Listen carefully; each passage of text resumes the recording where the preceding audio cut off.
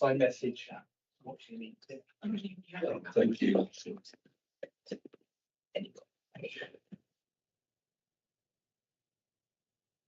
It's always a bad idea, wasn't it? My basically, sorry.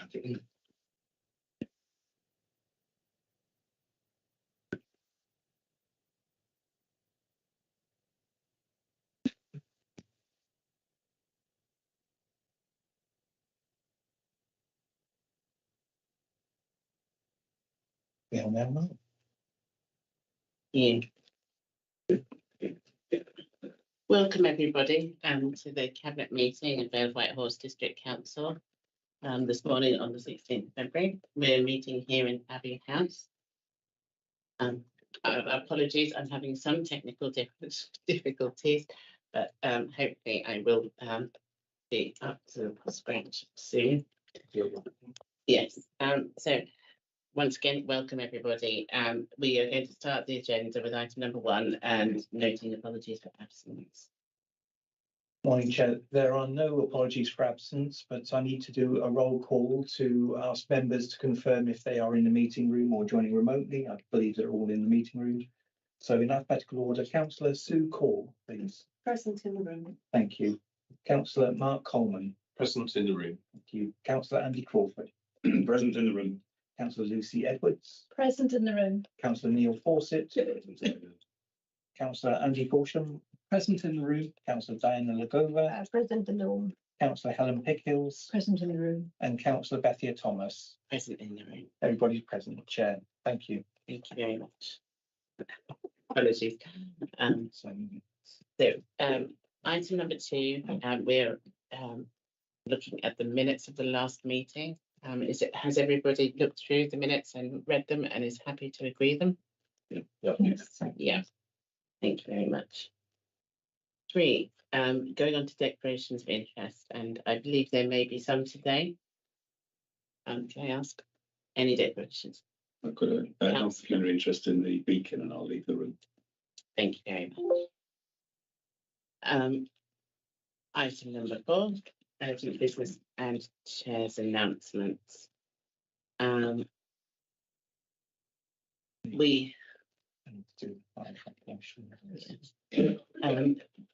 those of you who aren't familiar, and there are quite a few members of the public, we will do the fire and evacuation notices.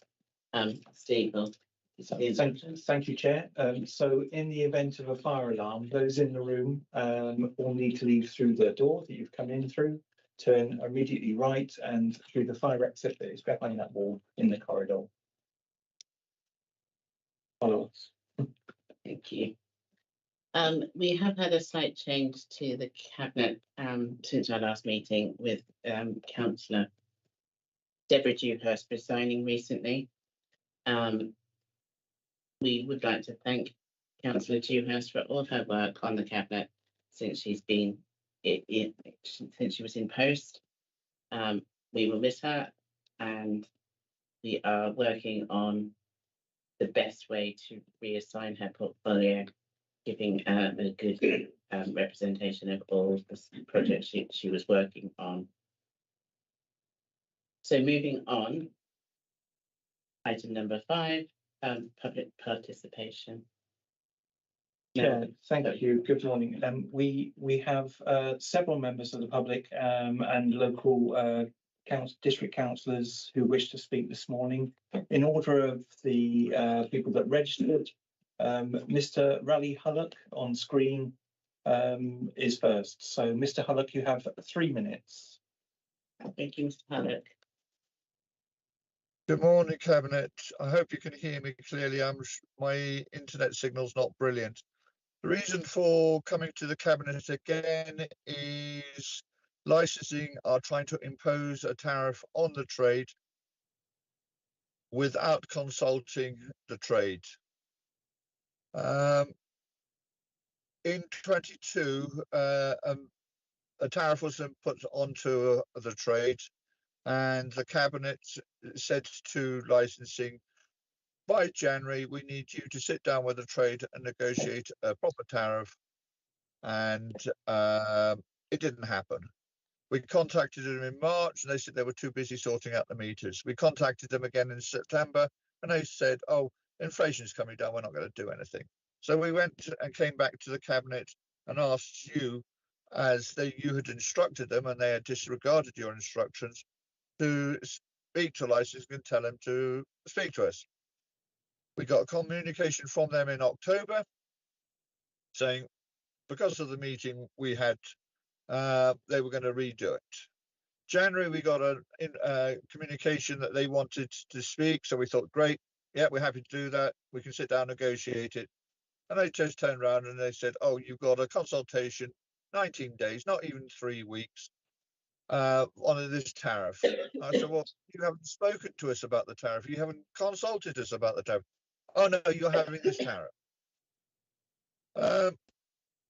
I look back, the last consultation they did was a 6-week consultation. They're only giving 20 days.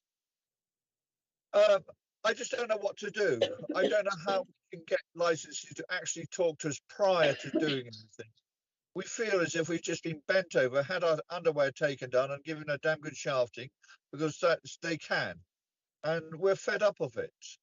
What we want is to ask you as a cabinet to look at the paperwork we've given you. I've put out a tariffs to the trade, and the response I got back was 75%, over 75% for one tariff. And we are requesting that you, as the cabinet, turn around to license and say, you've not done as you've been told by us. You've not done what you've been told by us. They are trying to do everything. There's the tariff, put it out there and put it out on a decent consultation period. I've got people who've tried to put a response on the consultation, which are not drivers. They can't attach any. There's no way to attach the tariff to it.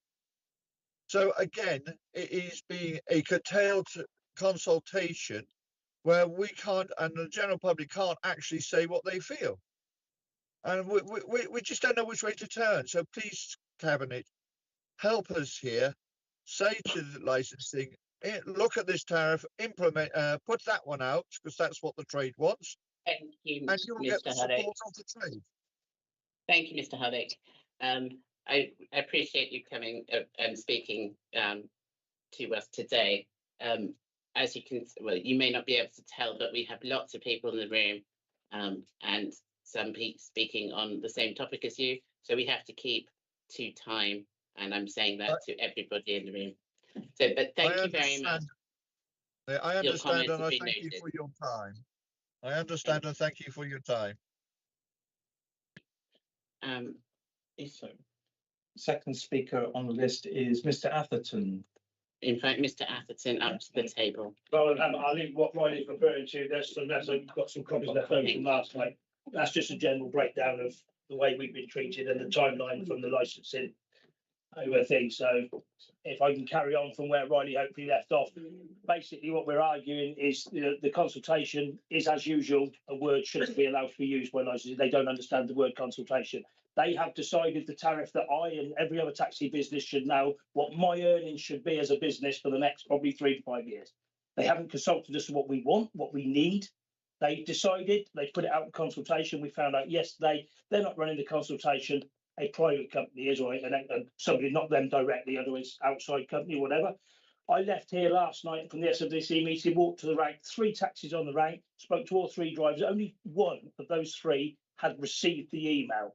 I'm now into 20 plus drivers that I've spoken to that have never received the email telling them there's a consultation. So how are they supposed to respond to this consultation? So the figures, responses, etc. from it can't possibly be relied upon. The inflation rates they're working on to increase the cost of a taxi are ridiculous. Our costs are not in line with inflation. The cost of an 8-seat minibus has gone from 26.5 grand to £63,000 in the last 5 years. You can't get one for a year. Your standard cars that were 16 to 18,000 now 25 to 30. Mercedes are now 40, 50 plus £1,000. These are not in line with inflation, and they're not factoring that in when they look at our increased costs. Fuel is still 50% higher than it was in 2014, which is when they based the last figures from to increase. Again, not in line with standard inflation. since we had the increase that those of you are aware know and said was wrong 18 months ago, as an employer, I'm one of the few that actually employ. The government forced me to give all my staff a 9.8% pay rise last year with the minimum wage, and they're giving another 9.6% this year. So that's 20% my wage bill's gone up in 1 year from April to April. When do I, as a business, get to pass my costs on to the customer? It's not right. I will be put out of business by a licensed department that does not allow me, like any other business, to pass on my costs to the end user. If a customer thinks my tax is too expensive, they have a choice: find a cheaper one or don't use one. The problem we have is now a massive, we told you this last time, massive shortage of drivers because people can't earn the money, so they don't want to do the job. The costs involved in becoming a taxi driver, the hoops we have to jump through, we must be the most predatory species on the planet the way we're treated. People don't want to go through that. They want to start work in a couple of weeks, not 6 months. So because there's a shortage of drivers, certain private hire companies who are not bound by these rules are exploiting that. I've got customers telling me they've been quoted £30 by Go Green Taxis to come to Abingdon and take them into town, an £8 fare. New Year's Eve, they quoted somebody £90 to go from Farringdon to Wantage, pay up front, non-refundable. And that wasn't after midnight, that was at 8 p.m. That's a £35 to £40. The public are being exploited by companies who are not governed by the rules set on us. And unless we're allowed to charge a rate where we can actually employ people and put cars on the street that people can rely on and trust, we're told how we are so much for the vulnerable people inside that need us, the old people that can't get into the doctors. If we're not there, they're just getting overcharged by other companies. And one other thing, I know probably running out of time, can we please get back to Wantage Town Council? You know what we've been up against it with the taxi rank that was wrongfully removed. They have now reinstated the disabled bays and the loading bays. They're now ticketing people. The only thing they haven't reinstated is the taxi rank that shouldn't have been removed in the first place. We came to the meeting, you were there, we've been shafted We again. can't speak about this, it's a different council. Can we meet afterwards and have a chat about it, please? Because we've been left on and dry again. Thank you. Yeah. Thank you. Okay, thank you. Thank you for your time. Thank No, you. no questions? No. No, thanks. I do appreciate the issues taxi drivers face. My father was a taxi driver, so I understand. I won't be for very much longer at this rate. Do we have any prepared statements? Do we have any prepared statements for the?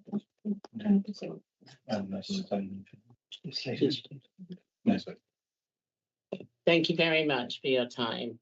We do appreciate it. We're going to take your points on board, and I'm sure there's going to be some discussion very soon afterwards. Thank you. Chair, the next public speaker registered is Mr. Chris Henderson from Radley Parish Council. Thank you, Mr. Henderson. Mr. Henderson, you have up to 3 minutes. Hopefully I'll get through it, but if you've all got copies of my question anyway. There are two large development sites in Radley. Radley Parish Council has received 1,450,000 in SIL receipts from these sites, while the Vale has received 4,350,000. According to the SIL spending strategy, 50% of the Vale's portion should go to the county council projects, like the expansion of the primary school, and 20% to community healthcare. That still leaves the Vale with 1,305,000, none of which has been spent in Radley. While we're aware there is no legal requirement for SIL to be spent in the same parish, the whole logic behind SIL is to provide extra infrastructure made necessary by the additional housing. After consultation with the residents, Radley Parish Council has assigned all its SIL receipts to a number of projects. Among them is the refurbishment of Radley Village Hall. Due to inflation, not helped by the fact that the project took 12 months more than anticipated to go through planning, we now find we have a shortfall of about £200,000 on this project. It is difficult to access grant funding to fill this gap. Those funders will only accept applications from the charity, the Radley Village Hall Committee. However, as the rest of the project is being financed by the Parish Council and subsequently donated to the charity, thereby attracting a zero VAT rate, if any contribution comes from the charity towards the project, the whole project will have to pay VAT at 20%. We therefore decided to see if the Vale could fill some of the gap from their own SIL receipts. We had arranged a meeting with your officer, Mark Hewer, but they were then told that the Vale would not consider contributing to village halls. We find this position bizarre, as village halls seem to us prime examples of community infrastructure, and the village hall project was widely supported in our consultation. We would like to know when the policy to exclude village halls was made, by whom the decision was made, what was the reasoning behind that decision, and importantly, how can it be reversed?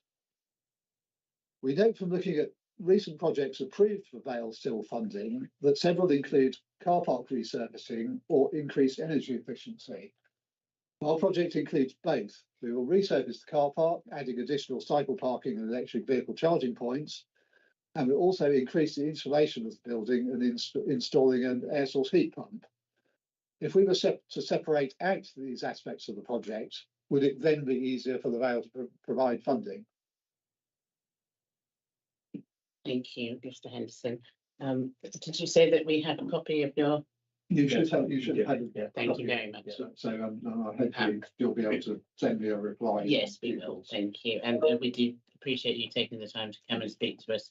And I have been in communication, at least peripherally, with the correspondence. So yes, I mean, it's a slightly confusing situation that we've been given about I'm sure we'll three be able to different clarify reasons for as you. to why we can't get SIL for this project, and it seems to change every time we ask. Thank you. Thanks.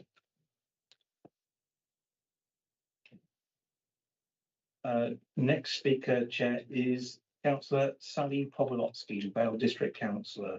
Thank you. Councillor Powolowski. Hi, can you hear me all right? Yeah. Perfect. Okay. So I wish to address you on the items surrounding the beacon and also to read a message from Alderwoman Joyce Hutchinson, who some may remember was a champion for the beacon when she was a councillor and chair of council here at Vale. This is verbatim. So Joyce says, the beacon was intended to be a community hall for the growing population of Wantage and Grove and the surrounding area. And in its early days, it served that purpose by hosting a wide range of community events. Regrettably, the number of activities has declined, and it is my opinion that it's possibly due to the lack of business experience in the management team. Certainly, some radical action is needed if the facility is to be retained. The area the beacon caters for has expanded by 7,000 new homes, and at the same time, council facilities for events have disappeared, like Cafe Scientifique, Wantage and Grove Twinning Association, tea dances, the Wantage and Grove Chamber of Commerce, wedding functions, the Young People's Disco, mother and baby groups, and the registry office. The town council would give a better service if it had more accessible accommodation. Whatever decision that you do make, do not make promises you cannot or will not keep, as this has happened over the last 30 to 40 years. I will remind Abingdon councillors, Abingdon Guildhall was in the same situation and the district council gifted the building and a large sum of money to the town. That ends Joyce's statement. So from me, back in September 19th, 2019, at scrutiny, it was reminded that the provision of the beacon contributes towards achieving the council's strategic objective of sustainable communities and well-being, and the corporate priority of expanding the range and quality activities at the beacon in Wantage. The report reminded committee it had a year of change, new management, and focused on improving the commercial side of the facility. I can't see what's changed, and we can't keep blaming COVID and the pandemic for poor performance and escalating costs. What is startling is the lack of community engagement in this report, and there seems to be some low-hanging fruits that aren't mentioned. For example, the now vacant Specsavers building in Wantage on Grove Street, which I believe is owned by the Vale, would, for example, as Joyce alluded to, make a better street presence for a town council than the beacon, which would free up space for other use. And also maybe asking the county council to bring back registration service into the town alongside the county and Vale's strong environmental drive for active travel and carbon reduction, bringing services close to the people. The beacon is a valuable asset to the town and surrounding villages like those I represent on the fringes. And it not only needs a review of the brand and communications and marketing, but what the building really means to the local community, because as yet, no one has asked. I did a quick and dirty poll on Nextdoor, and the feedback in the public and private messages was to give the building to the community to operate, but for the council to sort the building to be safe and maintainable first, given the lack of investment in the building since the late 1990s. A great example of a group who reached out to me was the Wantage Art Group, as the beacon is the only facility they can fit in. The community larder sees the beacon as a lifeline for some of our residents, and it fosters a sense of community and belonging during those sessions. It doesn't take a private company or another consultation to tell you that a joint charitable or not-for-profit organisation would be a model that doesn't take a year to come to fruition. And some of us local councillors are very worried that yet another Wantage and Grove facility could be lost despite the growth and all the promises to the town because of poor decision making or lack of knowledge and experience. What worries me more is the lack of elected members standing before you from the locality and directly in the town itself that actually can't even speak out about this because obviously there's conflict because many are town councillors. I would urge you to set up a council working group urgently for the Beacon alongside other plans in the paperwork's proposed action plan. And on a final note, the external branding proposal in the document is a total eyesore. There is a way of attracting attention without the need for sunglasses. So let's make the Beacon a place where it fosters a sense of community, culture and arts. And perhaps the administration can get back to some of the wording from 2019 and see the Beacon as a facility that could be a huge asset to the town and foster sustainable communities and community cohesion. And let's hope it continues in that wording into the new corporate plan proposals. Thank you. Thank you, Councillor Pawlowski. Appreciated. Chair, the next speaker is Councillor Kira Bentley. Councillor Bentley. Thank you. Hello, everyone. I was hoping to bring with me one of my constituents today, but she bottled. She promised that she would send me a statement, which she duly did. Personally, I don't think it's suitable for this forum. It's not about the report. I've spoken to the chair, and maybe that I end up reading it at the council meeting. It's more appropriate, but never been one to miss an opportunity. I will say a few words, obviously. The Beacon plays an important role in the local community, but we all understand that financial stability is critical to its success, and we have a duty to make sure that it is viable. As a ward member for Grove, which is very close to Wantage, for those of you that don't know, I'm surprised how little input I have been asked to contribute since being a councillor. The reports available are products from corporate companies and do not identify or maximise the many community-based or not-for-profit options that may be able to offer viable solutions moving forward. The report's also compiled on the back of the COVID-19 epidemic, which I know has been alluded to before, and affect the normal running and the income stream. And I'm encouraged to hear that things are improving of late. Could someone please explain why there is no S106 money shown on the accounts, and surely, or the SIL, surely this must be allocated, there must be money allocated to arts and culture from these major developments in the vicinity, and if not, why not?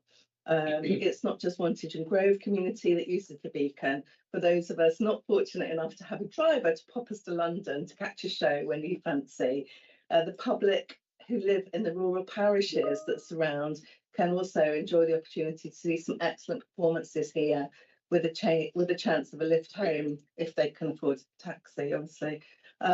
Also, the opportunity for local performers shouldn't be underestimated. This is a cultural place where people develop mentally, physically, and in confidence in many ways. So I know we're all considering it very carefully, but it is an important asset for the local community. Thank you. Thank you very much, Kira. Councillor Bentley. Chair, next speaker is Councillor Jenny Hannaby.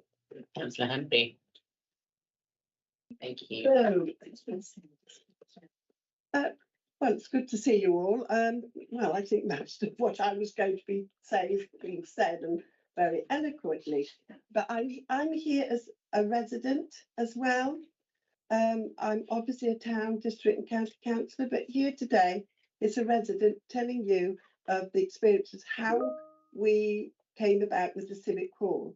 And that was in the 60s when the then town council offices, Orchard House, was sold from under us, and we ended up in the billiard room.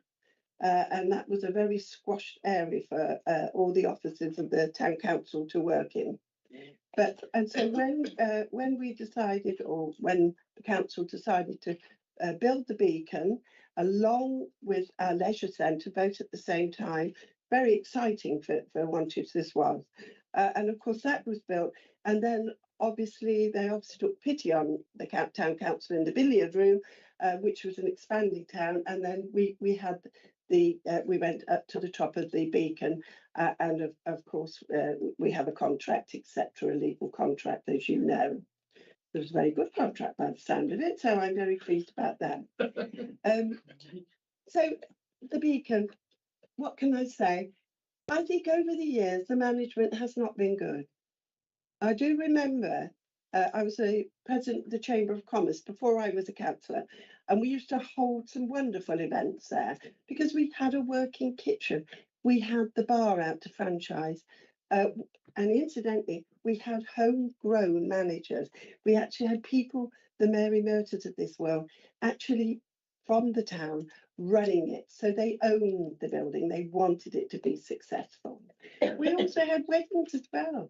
Who made that decision? Both of my children, well, I have 3 children, but 2 of them actually had their receptions up in the room. And it was a fantastic room to have it because we had the kitchen there as well.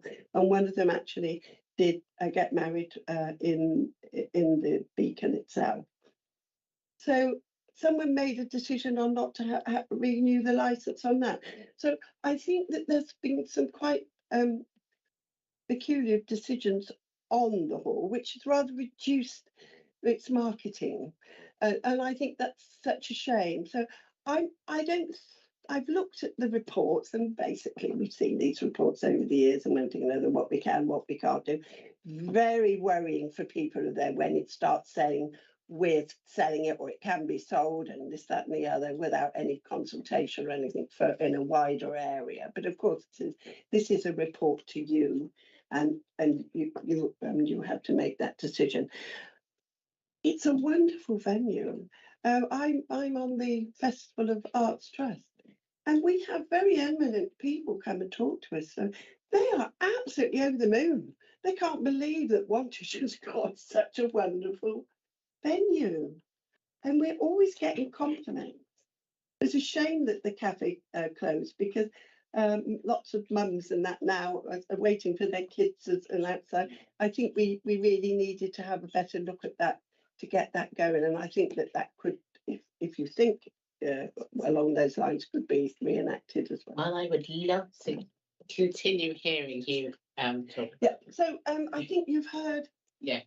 And I am, as I say, I haven't any mandate from the town council to speak. Yeah. I am speaking as Jenny Hannaby, who's lived all my life in Wantage, and we do not need to lose any other more infrastructure. I think we all have experiences of the Beacon, and yes, we do appreciate how you've come and spoken to us with such passion. And thank you. So the next speaker. Chair, the next speaker registered is Councillor Catherine Foxall, who wished to speak on the next agenda item regarding recommendations and updates So shall from we other committees. move on to the next agenda item?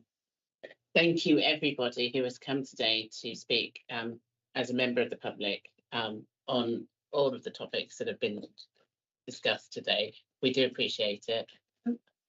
One more. Oh, have you?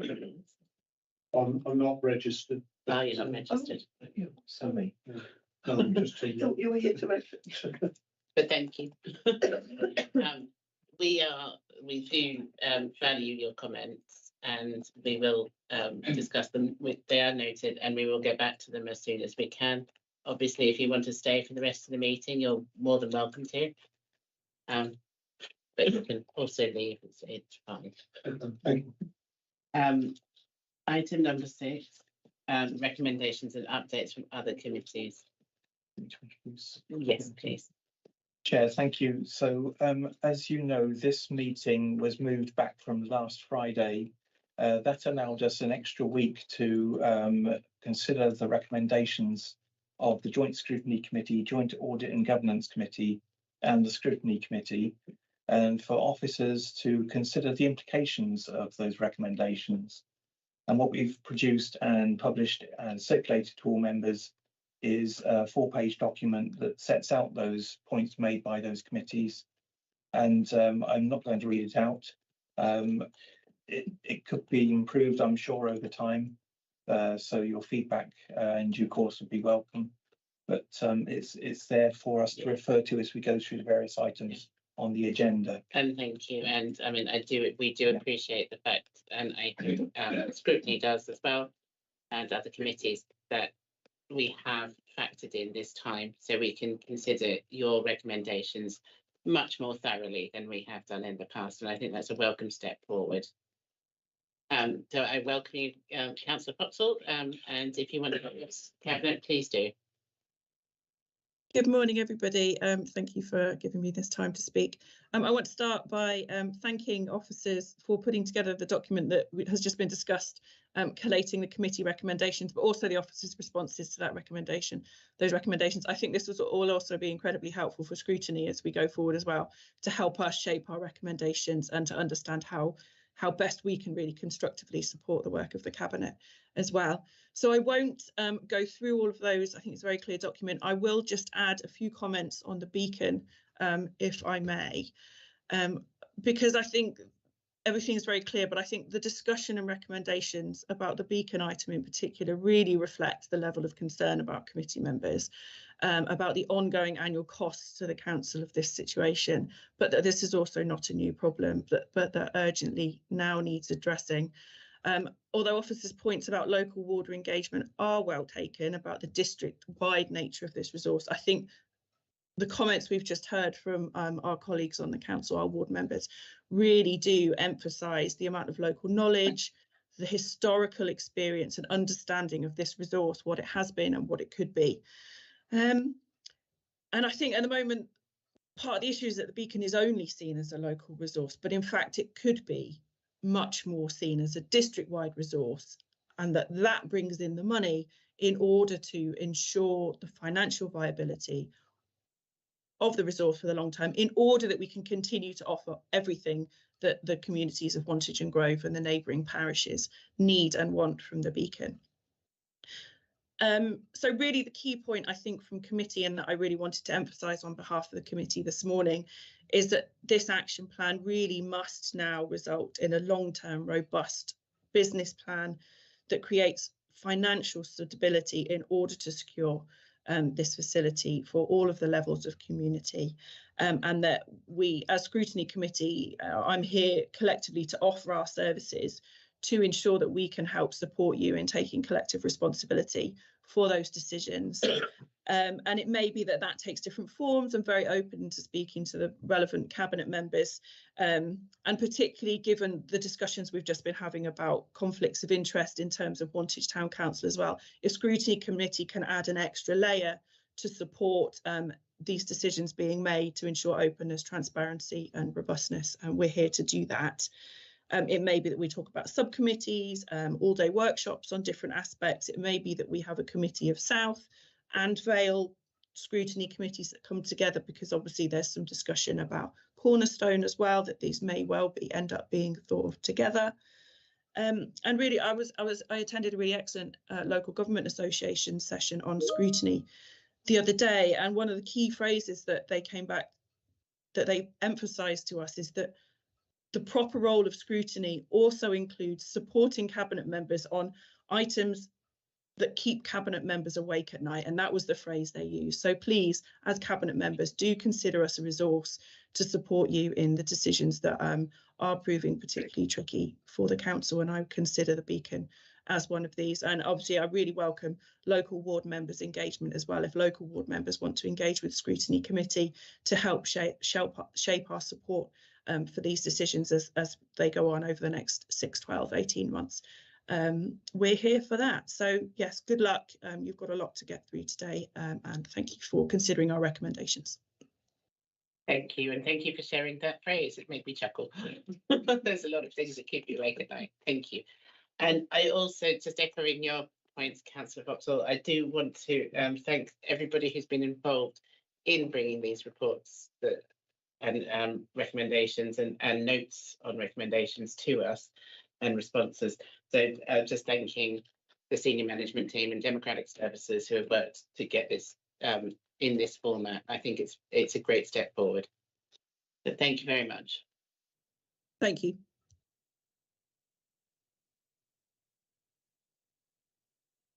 So moving on to the next point, agenda item, we're discussing the motion referred by council, and this was a motion. I thought Councillor Vauxhall might have stayed online for that one. It's probably still is, just switch to camera. Yes. You could tell, you could. I'm still here. I'm still here. Yeah, I thought it'd be weird if you just left. Yeah, so we're here to discuss the motion referred to by council. There is no introduction to this as such, is there?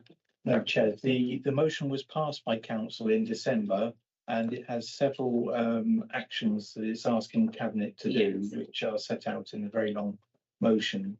But the essence is that Cabinet is asked to receive this motion and note that officers are working on implementing the actions and will be reporting back Yeah. to you in due course. Yes, thank you, Steve.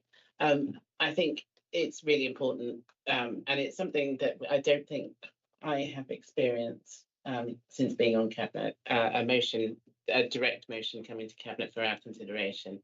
And obviously, if everybody's familiar with the motion, it's got many points and some of which for our direct consideration. And I think, as it was passed unanimously at council, we're very supportive of this. And I would, I am happy to note it, as I'm sure colleagues are. Does anybody have any points to discuss? Councillor Paulson first. Thank you, Chair. Your summary is correct. This is a point at which we can note that this has been referred to us by full council, and I've already been in discussion with senior officers on this. There's a lot of work goes on underneath that it wouldn't be fair to report at this stage. We want to take away, give a lot of attention to this, and it does impact quite a few different work streams. So this is to acknowledge that it's there. It's clearly feeding into what we're doing, and we'll come back when we've got a fuller report to give the Cabinet. Thank you, Councillor Paulson. Does anybody else have any further comments? Again, to repeat, we've accepted this as a motion for council, and I think the key bit for us as Cabinet is to make sure that we're kept informed as this work is progressing. There's lots of mechanisms to do that. We've got the regular quarterly update, which a lot of these actions will put on there. And I think maybe if we could just identify amongst ourselves those areas that we think are the key bits and ensure for ourselves that we are receiving an update at a regular basis. I hate using the term business as usual, but this should be business as usual. This should be something that we're doing routinely. So yeah, but I'm very keen that we keep an eye on this, obviously. Thank you. Yeah, I think as we work forward. Sorry, as we work forward and on our corporate plan, we will be incorporating both these items as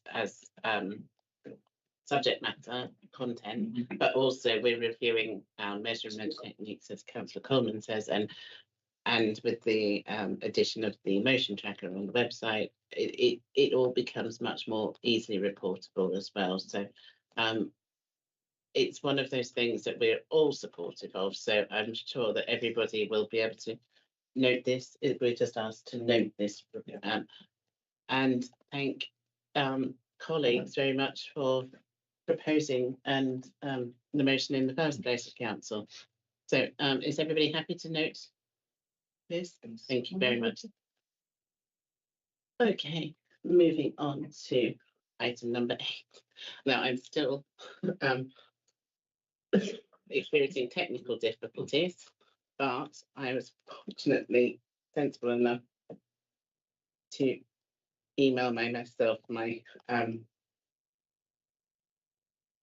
introductory notes to this item because I'm introducing this. So the moral of this story is don't do the IT migration just before Cabinet. Yeah. This may take some time. I might.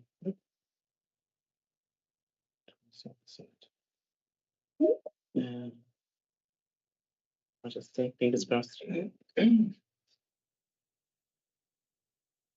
can ad lib if necessary, because I am I think I might have to. So whether Tim, Maria or Jessie. Yeah. So I was just looking at this morning because I'm here to speak about the Climate Action Fund and the changes we're proposing to make to it. Now, the Climate Action Fund, and I might ask officers to help me with this because I don't have everything to hand, but the Climate Action Fund is something, innovation really, that we should all as a council be very proud of.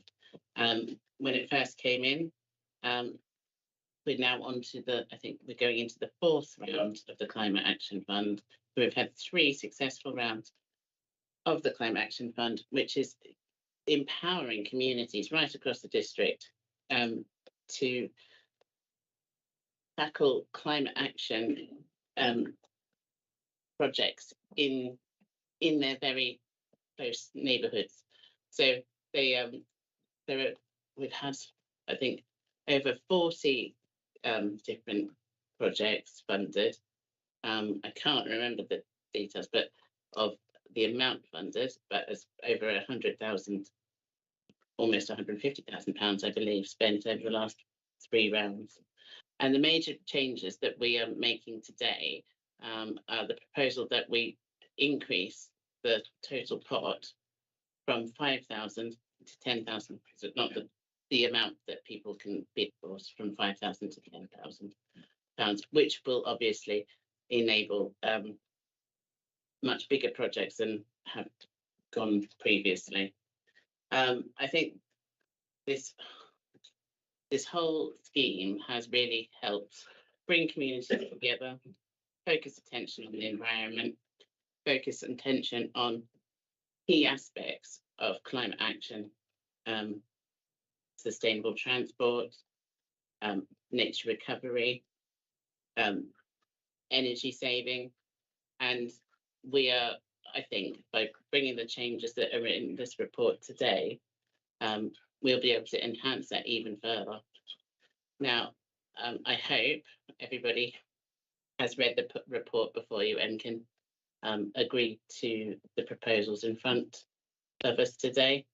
I do feel rather at a loss not having any tech whatsoever, but the recommendation to consider the outline changes of the Vale Climate Action Fund policy and guidance as set out in Appendix A. Is there would officers like to add anything to my rather awful introduction there?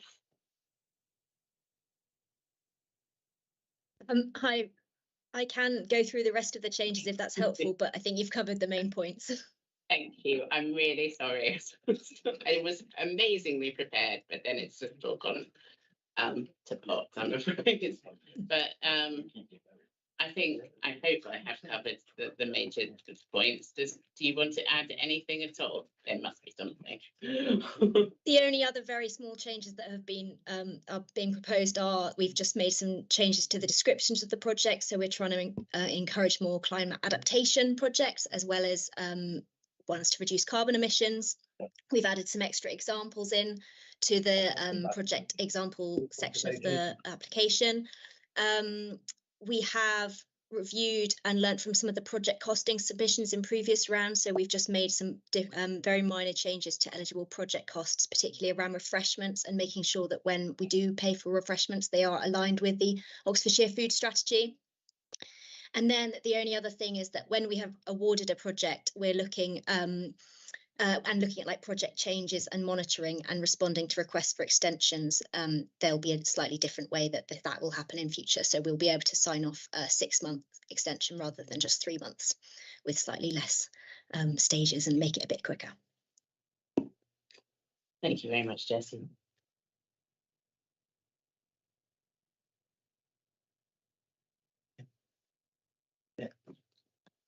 Thank you. Sorry, my technical issues might be being resolved, which is thank you, Candida.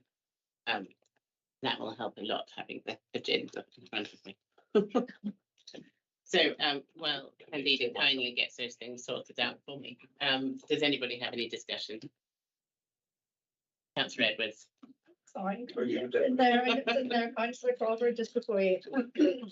I think this is a wonderful increase in funding. I think that climate action fund could do even more, and I wish it could.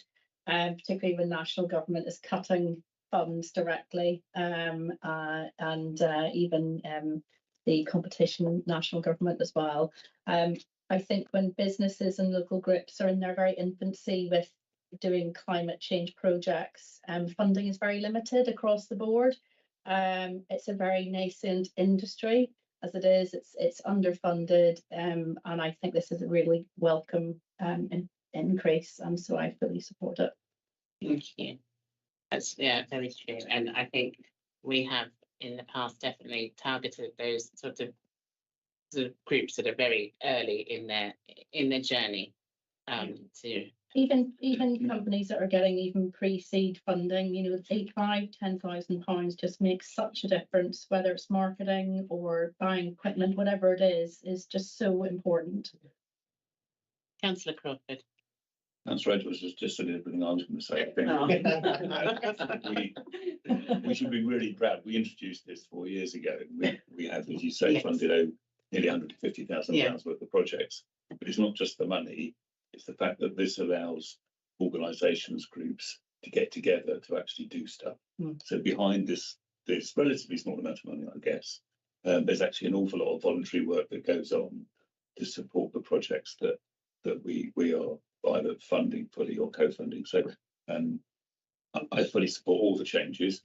I think increasing the maximum amount from 5,000 to 10,000 does make sense, not least of all because we doubled the size of the pot in the budget last year. And so I'm fully supportive. And if you need me to propose the recommendation, I'm happy to do so.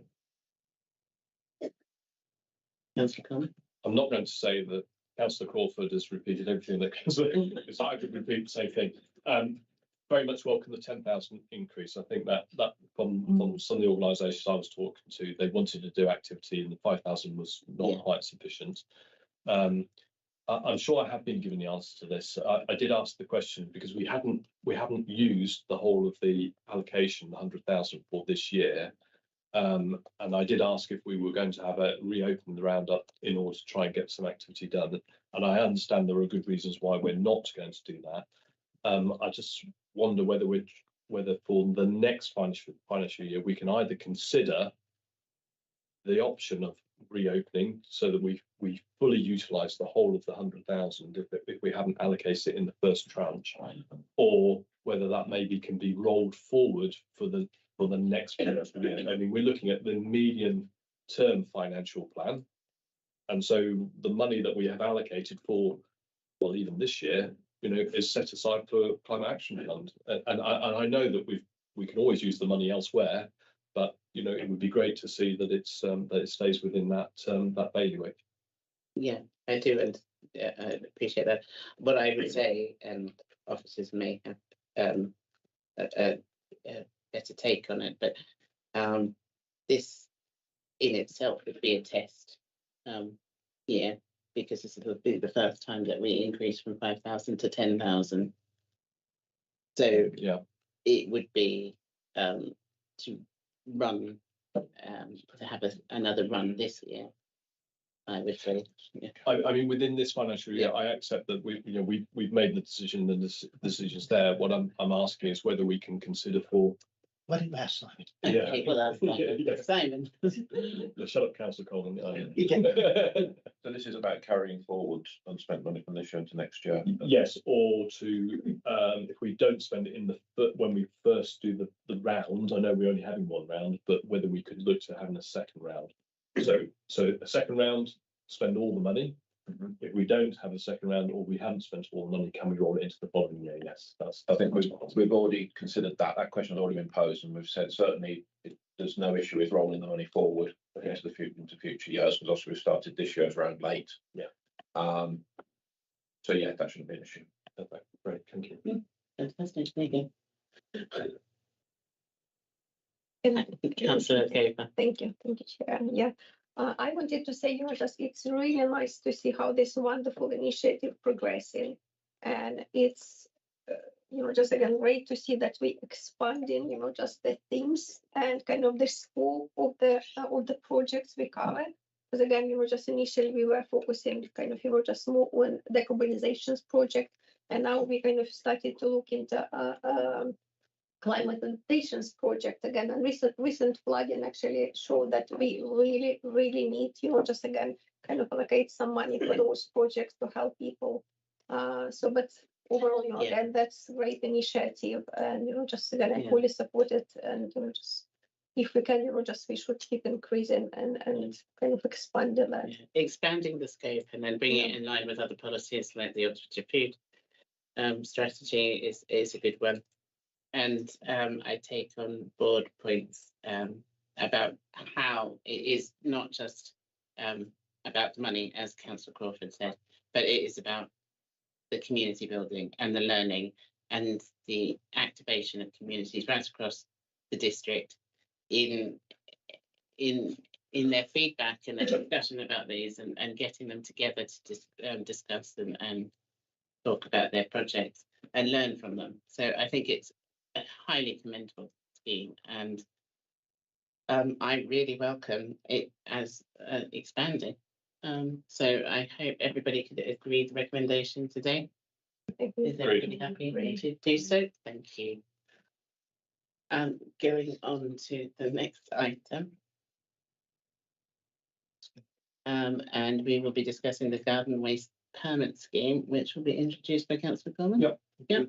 So this actually crosses over more than one portfolio. So Councillor Porsham could speak probably more eloquently than me, but I have some prepared notes. So maybe I'll have a first stab, and then you can correct me when I've got it wrong.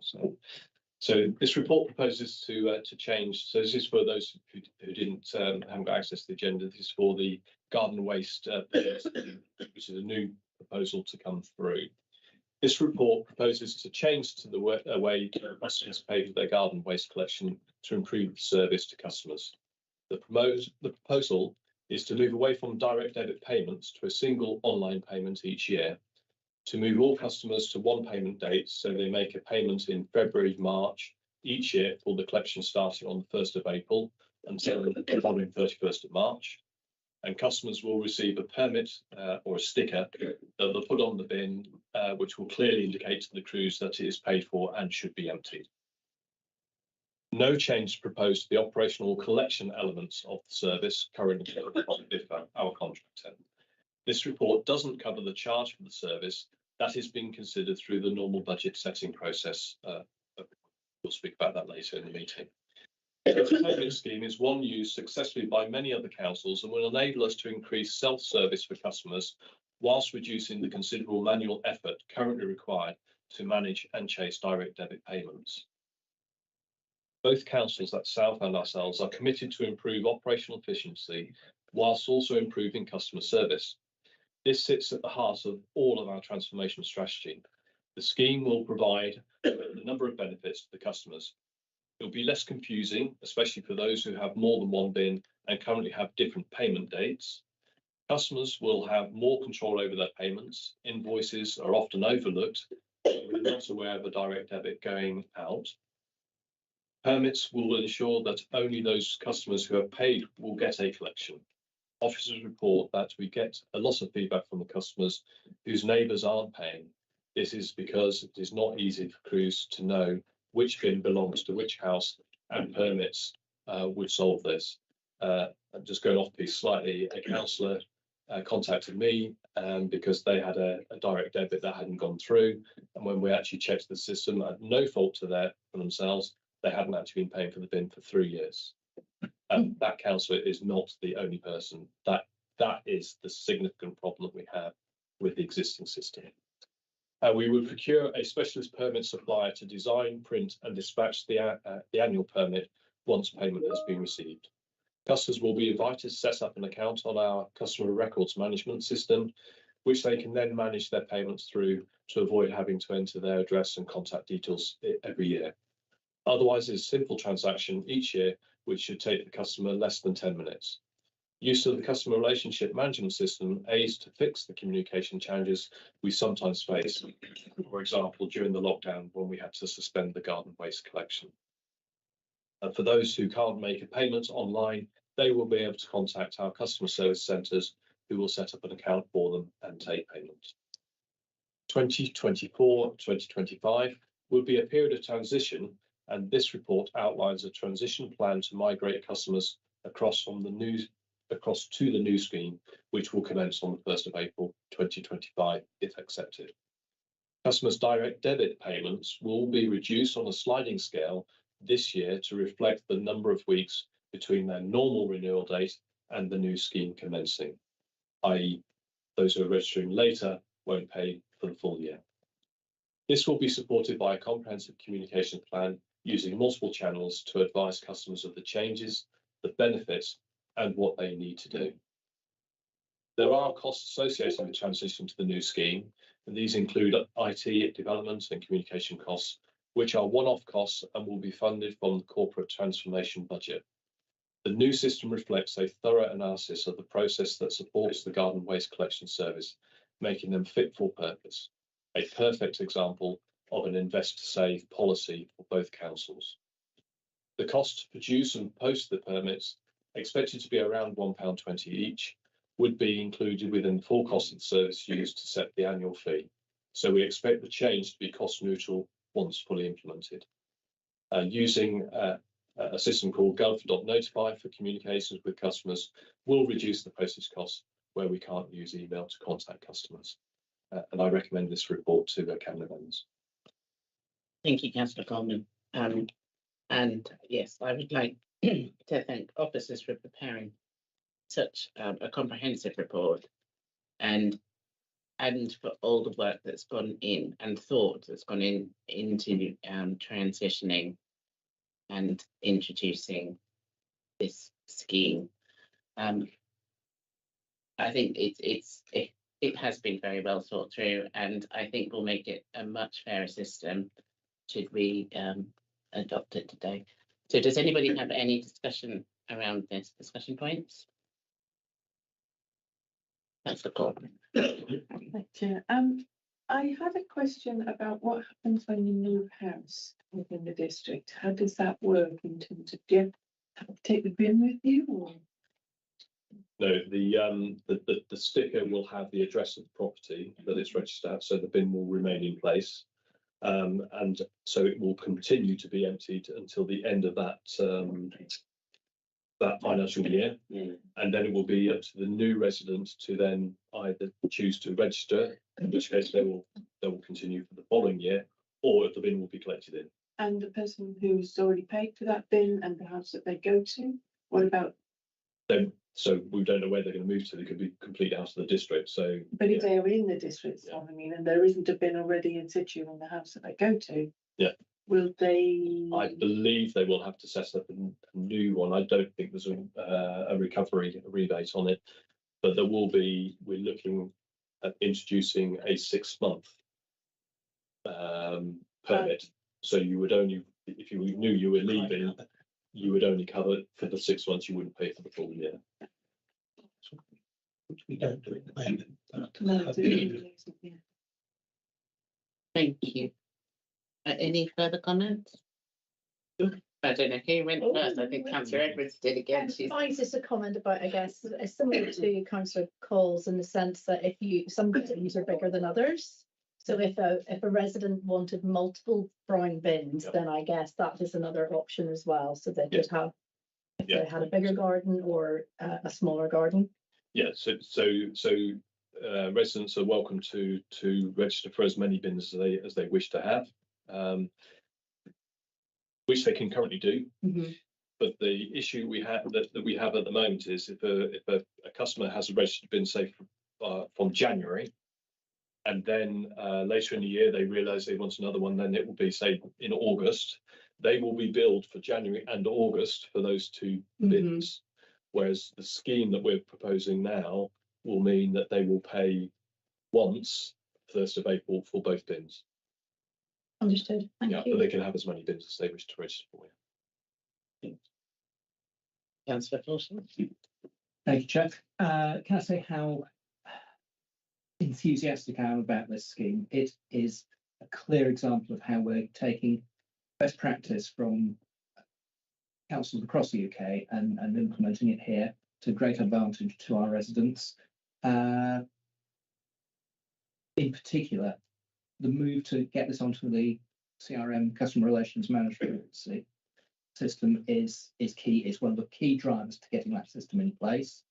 It means that the frustration that residents have had saying, why couldn't you have told me? I've paid for this brown bin. Why couldn't you tell me about disruptions in service? Well, you can't because you haven't got a customer relationship management system. With this, we can.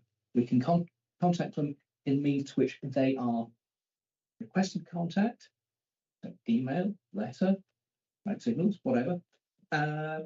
We will cope with it. The payments will be handled through a specialist payment processor, the Pay 360 system, which will allow different ways of processing payments, so that actually we don't have this horrendous manual task of matching direct debits. Was that Mrs. Smith paying for 43 Foxglove Street or Mrs. Smith at 48 Foxglove Street? The confusion and frustration for our residents that results from that. No more missed payments for bins, no more paying for bins when that's no longer needed. It keeps it all manageable, the advantage of both our residents and the officer team. So I'm very, very enthusiastic about it. Thank you, Councillor Paulson. Councillor Graham. So this paper did go to joint scrutiny, and there were a number of areas that were discussed, and we were asked to, ourselves and the officers were asked to look into those. So I can give some feedback, and I know we've got the officers online, so if there's any more questions, but I do want to emphasise the fact that we have considered scrutiny's points, and it's only right that I should give some feedback on that. So the first one was over the decision to not use direct debits any longer and to have this one-off payment. So we recognise that some customers are very comfortable with direct debits and less comfortable with using online payments. So we have looked at whether we could continue the direct debit system. It's actually the direct debit bit that's causing the most grief, because we're unable to keep track of customers. Unfortunately, the system that the direct debit is recorded on is not compatible with the CRM, where we would have effectively the database for the bins, so we know when a payment is due.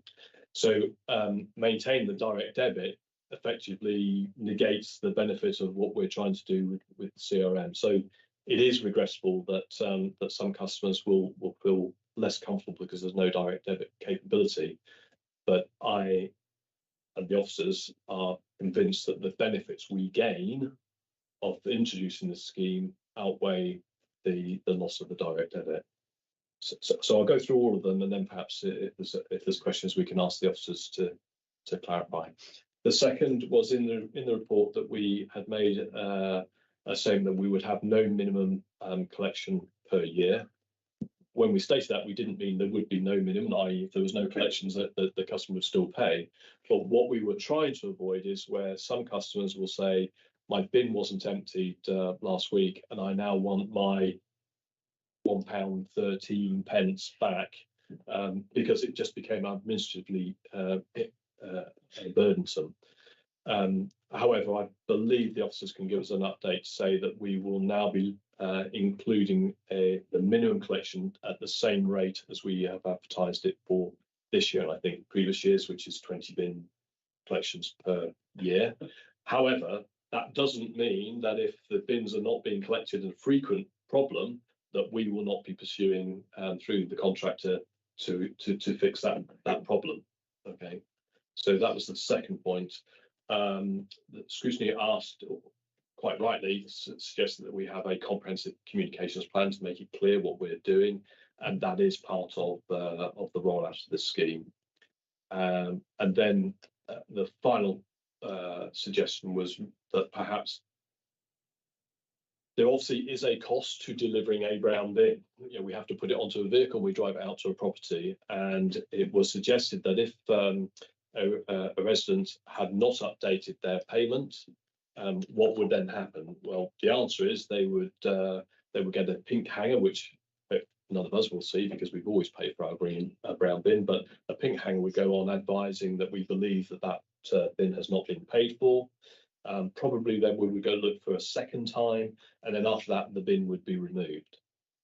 However, if that was just that the resident had failed to renew their subscription, then of course we would then have to go and put a brown bin back in when they set up a new scheme at a cost. So perhaps a way to try and offset that and or negate the need to do it would be to put up initial setup fee.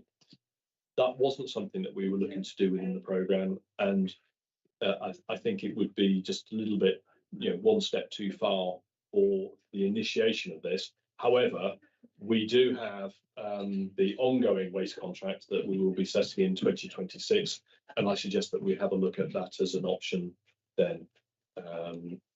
The costing that we already have works, or it takes into account that loss, and I think we can look at it in more detail in time for 2026.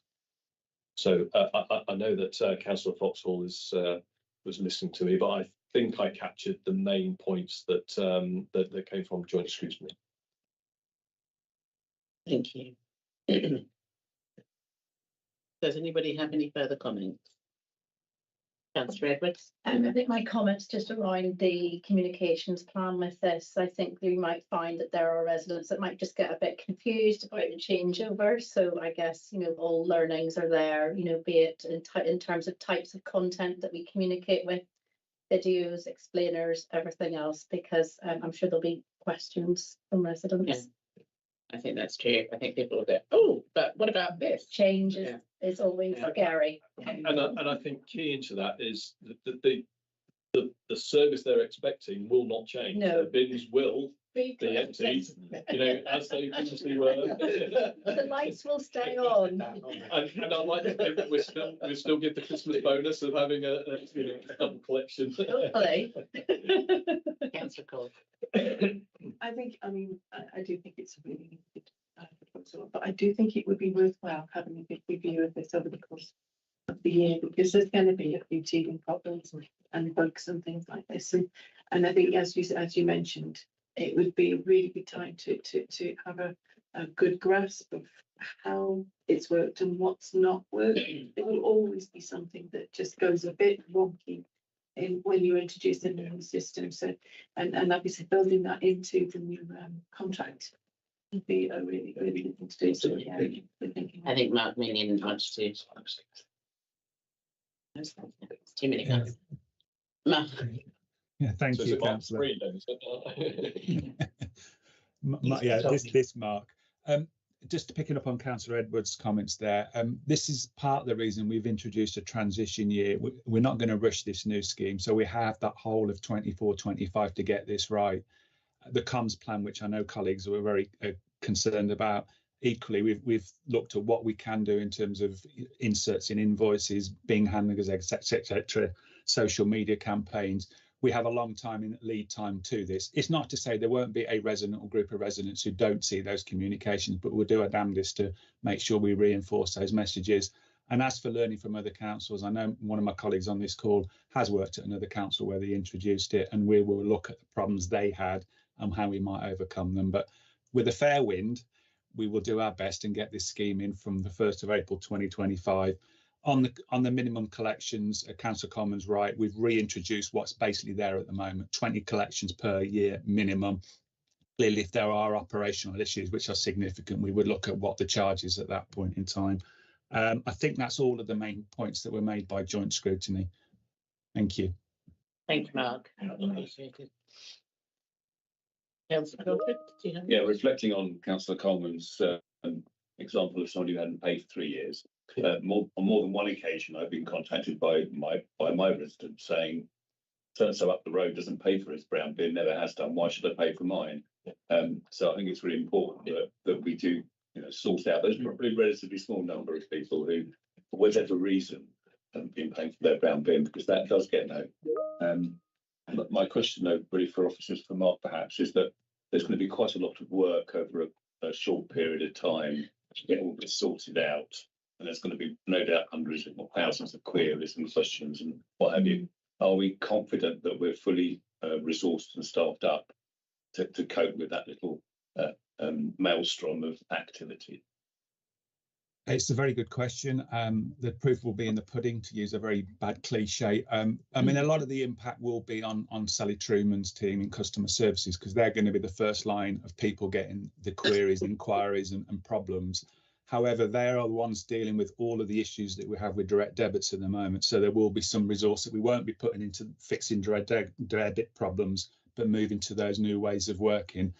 Yes, there are going to be some pinch points. I would imagine when we get to February, March 2025, when we're introducing that new permit scheme, we're going to get a lot of customer inquiries. We will have to resource or reallocate the resource that we've got to support that piece of work. We're fully aware that that's going to be one of our really busy times. But as I say, the proof will be in the pudding. Not everybody's going to renew for the 1st of April. People will take their time and it will filter through the year. But we know that that bit is going to be the really busy period for us. But with that transition year, as I referred to earlier, we're more than confident that we can deal with that and manage what we can before that starts. Thank you, Mark. Any further comments?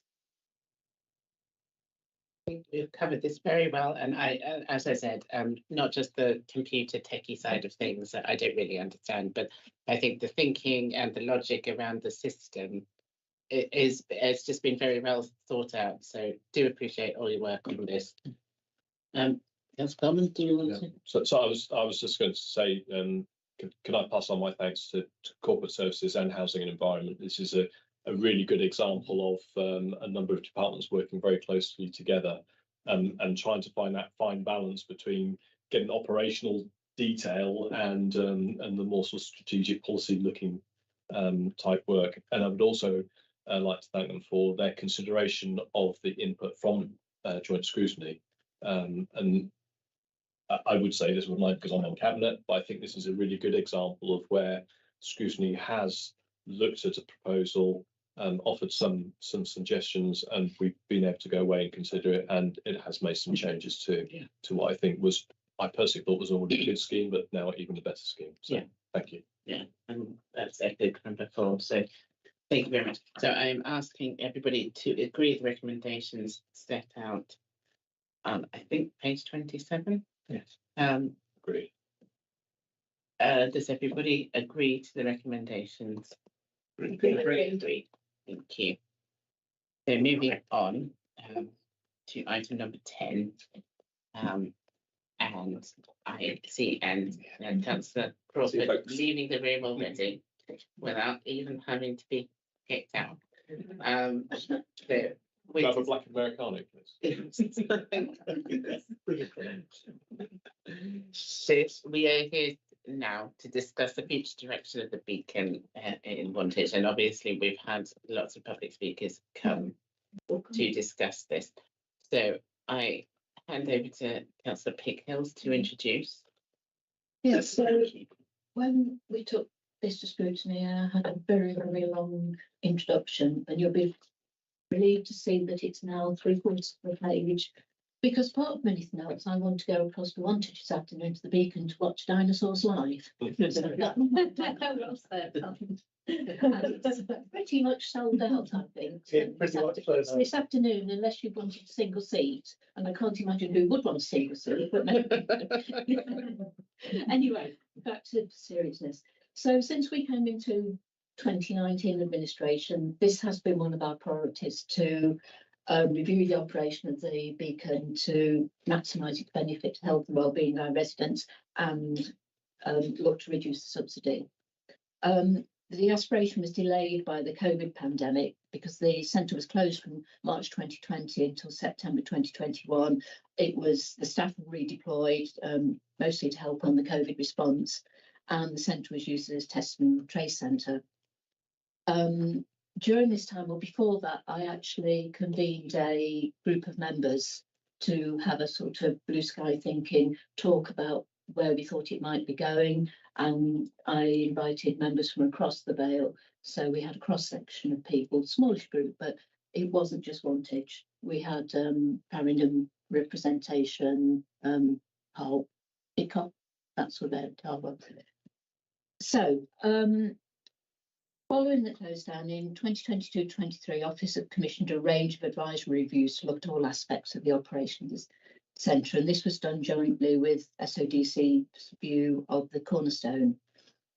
It is important to note that while these reviews led to a range of options, there were many uncertainties in this sort of post-COVID scenario, which leads to some inaccuracies or assumptions.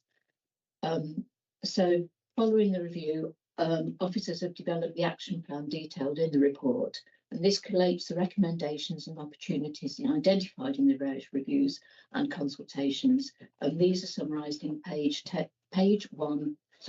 Table 1, page 38 of the report, and there's more detail of the actions in Appendix 1. An important element of the future of Beacon is the agreement that the council has with Wantage Town Council. This gives them certain rights to office space and use of the venue for democratic meetings and civic functions each year. And there's further information on this in the confidential Appendix 4. There are, of course, financial implications of this report and the action plan within it. Recent reviews have indicated that a venue such as the Beacon is unlikely to be able to recover its full operating costs, and we do need to be realistic about that. And this has become more evident since the closure due to rising energy costs, increase in the living wage, etc. The council will look at sources of external funding, for example, around decarbonisation, but investment by the council will still be required. The report includes a recommendation for an investment of around 22,000, of which 17,000 is to fund a 0.4 full-time equivalent fundraising post, so not another consultancy exercise. This investment is expected to be offset by the target income and savings within the action plan, and the post will be reviewed in year. Throughout the action plan period, officers will work with the corporate programmes team to report on and monitor delivery of the action plan. A formal report will be in Q3 of 2024-25, and I, of course, will be asking for regular updates in my cabinet member portfolio briefings. Returning to the recommendations in the report, I would like to make amendments to recommendations A and B. Just bear with me a second. So I'd like to replace recommendation A with Cabinet endorses the Beacon Development Action Plan, Appendix 1, to optimise operation of the in-house delivery model and to delegate to the Head of Development and Corporate Landlord in consultation with the Cabinet Member for Community Health and Wellbeing to agree prioritised actions.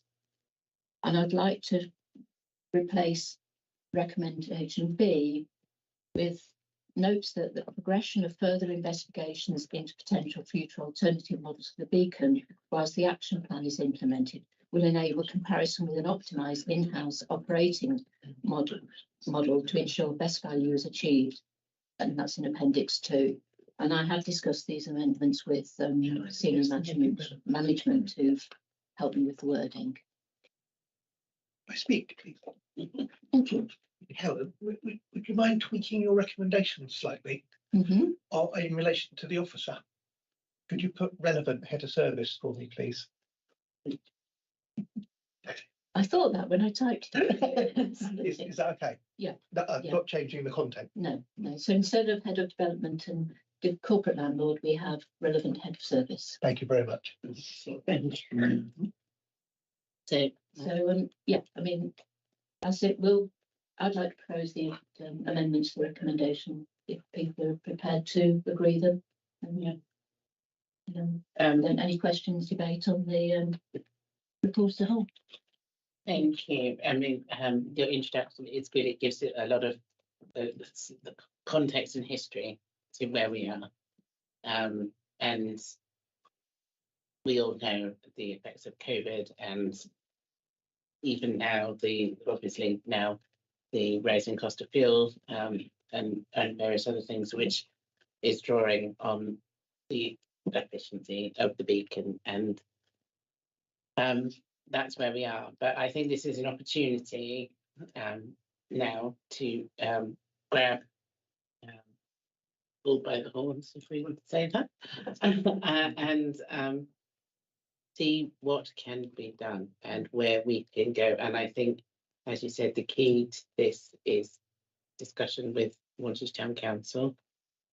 And I think that is the key to unlocking a lot of the sort of mystery surrounding where we can go with this. Also, and as you referred to previously, before this report came, you took it upon yourself with officers to, I'm assuming with officers, to discuss it with ward members and adjoining members as well. Mm. And I think, as we've heard today, I think that would be welcomed again. And I think you would value that input. There's lots of passion around the beacon. Councillor Hannaby, particularly, you could see she has such a close connection to the beacon, as in wearing all her hats, I'm sure. But so it does mean a lot to the community, and I think any well-loved community building is so important to that area, to those people, and there is that passion around it, so I can understand that. So does anybody have any discussion points? Yes. I've got one more thing I'd like to add, particularly following the public speakers we had. One of the actions in the action plan is to establish a community board that is fully representative of the emerging communities in Wantage and the wider district. So, and that the reason for that is to help define and measure cultural and community aspirations. So that is already in the report, and I did get the sense that that's what people were asking for. It's there in the action plan. It's due for Q2, so that's the summer. So yeah, I think people can be assured that the message of involving the community has been heard loud and clear. And I have great confidence in you, Councillor Pickles, to keep this moving and to know, you know, this subject so well. And yes, I know that you have that passion. You're going there this afternoon. You must have some passion. I mean, I know you've been there quite a lot, for various events and things. So I have full confidence in you making sure that this sort of is an important thing and a priority for us to resolve. Any further? Councillor Fawcett? A couple of comments and a question.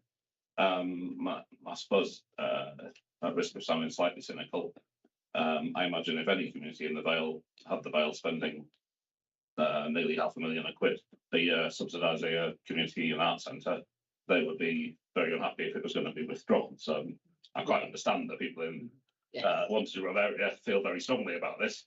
It's exactly the same as the people of Abingdon feel very strongly about the open air pool, isn't it? It's, you know, people don't like losing something. And the other particular point I wanted to make is going back to one of the public statements that was read out. There was, I think the phrase was used that previously the Vale had gifted the Guildhall in Abingdon to Abingdon Town Council with a large capital sum. I think that's an interesting use of the word gifted, because I'm not sure Abingdon Town Council feels that it was given a particularly brilliant gift. The reality is that the Vale was aiming to get to, well, that's a positive way of putting it, I was going to say offload, transfer the 3 community buildings it owned at that time to 3 town councils, and only 2 of them happened. So the Guildhall went to Abingdon, the Corn Exchange went to Farringdon, and the Beacon did not go to Wantage. So we've run it, and that's absolutely fine. And I personally have absolutely no objection to councils supporting arts and community facilities in principle. But we should acknowledge that, you know, there is an imbalance there, and it is expensive to run. My question is on the finances. I was slightly surprised that the net annual cost table in the paper only went to next year, because I would have thought if we're discussing a significant amount of investment in an operation presumably with the aim of longer term savings, that would be in the paper. So my question is, which maybe to Simon, the figures that are in the essential growth papers in the budget, which start in year 24-25 with an increase in cost of 152,899, and then run down in 28-29 to 97,785. I'm assuming that the 24-25 figure reflects the fact that we're effectively making the budget realistic in terms of what we expect the net cost to be in that financial year, and that we do then expect the subsidy to reduce by approximately £55,000 over that 5-year period, assuming that's on the basis of the action plan being successful. Yeah. I just wanted to check that was a reasonable reading of the figures. That's one for Simon. That is correct. Fine. So I'm happy to support on that basis, but I think we do need to be very open about the fact this is, it is an expensive way to provide house and community facilities, even though I completely agree that much of what happens in that building is really good and really positive, and we do want to try and do a lot more of it. Yeah. No, I think everybody around this table sort of understands that, and that's why it is a priority, not just to invest in it, make it work and bring it to life, but it is for the community's benefit, but also for our financial benefit as well. And yes, so I think we recognise those aspects, and it's a flip side of a coin. So, Councillor Cole, did you have any comment? Yes, I did. Thank you. First of all, I want to say that recognising the massive amount of work that you've been involved in trying to pull this all together and get a way forward. And I think it's really important that there is a way forward, because once these kind of facilities go, they never come back. We've lost them for good, and that's really would be an absolute shame in a way. Huge loss, not just to Wantage and Grove, but I think for the whole of the district in fairness. So, the other thing I did want to say, though, just on a kind of practical point here, is that when it comes to developing this strategy, it really does need to include the views of this local community board. They need to be fully involved in this, because obviously they're going to be the ones who are going to be kind of shaping how it actually develops in the coming years. And also it really does need to be quite clear in terms of costings and initiatives, what it is going to achieve, that the costings are resourced and everything's like kind of properly laid out in a way that then brings security to the actual facility in the years to come. So that strategy seems to be the key aspect of how you're going to go forward. So that's really a very, very important thing. I look forward to seeing that when it does come to cabinet. So. Thank you, Councillor Grove. Councillor Gabriel. Yeah, just comments. Comment actually. Again, kind of just definitely it has a huge value to local communities, and just on the other hand, just obviously subsidies quite high. However, I would say just again, we never give up without proper fight. So the plan looks good to me. Just if we manage to get all stakeholders on board. So just what we need, just kind of really, really brilliant and strong execution. And then actually just I wanted to ask, just again, probably we could measure and see how it's moving, just if something started to slide, just we could pick it up and kind of, just bring it back on track. So, but yeah, anyways, I believe that we should fight for that. And then we will reevaluate, just again after, probably kind of, just each stage, but yeah. I believe giving it a good fight, actually, that's what we need to do. Good fight. I think it's key that the plan is to report on and to monitor the delivery of the plan. It's not like just saying this is a plan, we've done the plan, it's on the shelf, let's carry on. And I think the reporting and monitoring is going to be a really important part. Just a few points, because I've heard the term community being used several times, and I'm not actually convinced but you're all using this in the same context. So I'd absolutely get the value for the Wantage community, Beacon. You know, it's a great asset on their doorstep. But actually, this is a great asset for what I would call the Vales community. And so if that isn't realised outside of Wantage, or possibly a little bit broader than Wantage, then that's our problem in part. And I think we need to work on our communications and marketing, which I know is part of the action plan. So when we speak of community, with respect to Beacon, I would like to start thinking a bit more broader than just the local community. Someone's going to be able to prove me wrong on this, but I do not believe there is an arts centre anywhere in the United Kingdom that does not cost to run. Okay, there will be always funding. It might be through a charity, it might be through donations, so we shouldn't really be surprised that the Beacon is any different. Because what we should be saying is, are we offering a service? It's a service that we're providing to people. I'm not saying that we have to do it. So there are some that we do, regulatory bits. My portfolio, majority of it is I have no option. I do have to ensure the bins are emptied regularly and we collect the right things. This is not a regulatory service.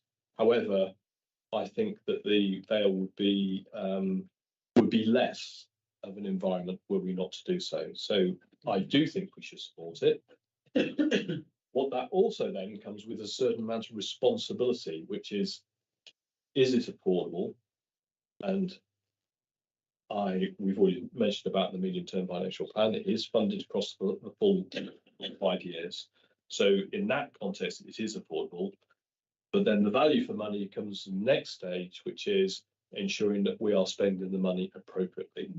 And so I thank you for changing or proposing the change to the recommendations, because I think this is something that came through scrutiny again, where we need to ensure that the action plan is being charged down, and we need to be holding all of ourselves to account on this. So I actually wanted the wording some extra bits that was with regular updates to the cabinet. I don't need to see them in the recommendation because I think that probably goes without saying, but I would ask that we get a feel for what are the agreed prioritised actions. That's the first challenge, if you like. And then the second is, okay, once we've agreed what they are, how are we progressing in delivering against those? I think that then hopefully will quantify the value for money and help us in deciding what we're going to do for the future. And Wantage Town Council has got a big part in this. Yeah, thank you. I think this provides us with a really good opportunity to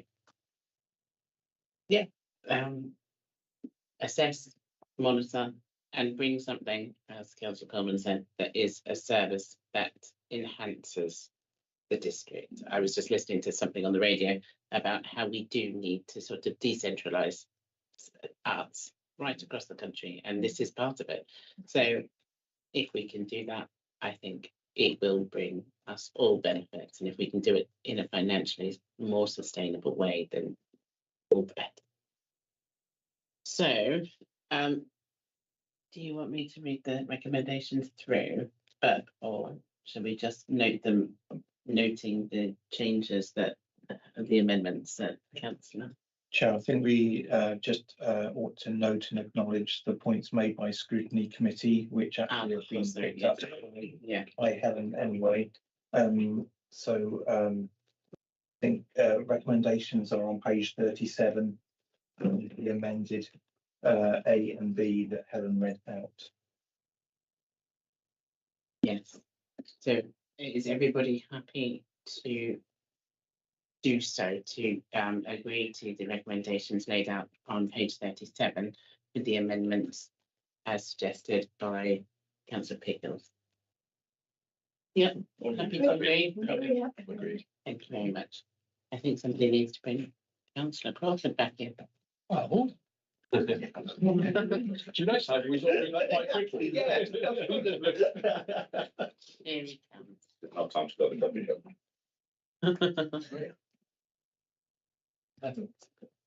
You talk amongst yourselves, so I myself back up again. Yeah. I might just. Just checking. You'll have to get water on the ground. Andy didn't bring any coffees. I know. You can't even get any water because there's no paper cups out there. I've got my bottle. It's all right for some. It's our new green environment.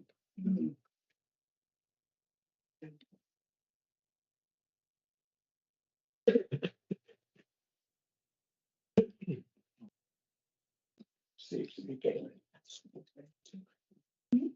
You got any glasses? And all things like that. Okay. No, that's, if you could get one, that would be great, actually. Thank you, Candy. I wasn't really good. I've got the feeling is you've got the next, is it 3 or 4? Yeah, no, sorry. You probably need a glass of water. Sorry, that's what I was thinking. It just sounded like I was. All worried about his voice running out. Exactly, yeah. I think we need to separate you two and feature. I see months. It's so encouraging us. Shall I kick off? Please do. So we're on item 11. Thank you. I've got that. Treasury management. Okay, so this is the report that comes to us every year. It's the Treasury Management Mid-Year Monitoring Report 23-24. The report is written as at the 30th of September last year and details the Council's Treasury activities for the first 6 months of the year, provides an update on the current economic climate and looks ahead to the Treasury activities for the remainder of the municipal year. It's the second statutory report the Cabinet considers on Treasury in respect of the year. It was considered by Joint Audit and Governance Committee on the 30th of January this year. The tables at paragraph 16 show performance for the first 2 quarters of the year, and as shown in the table at paragraph 17, forecast investment interest for the year is expected to exceed budget considerably. As discussed in paragraph 19 of the report, this is predominantly due to higher than forecast balances and, more importantly, perhaps above budgeted interest rates achieved on new deposits. Paragraph 23 confirms there's been no need for the Council to borrow, well done Simon, during the first 6 months of the financial year, and no borrowing has been forecast for the remainder of the year.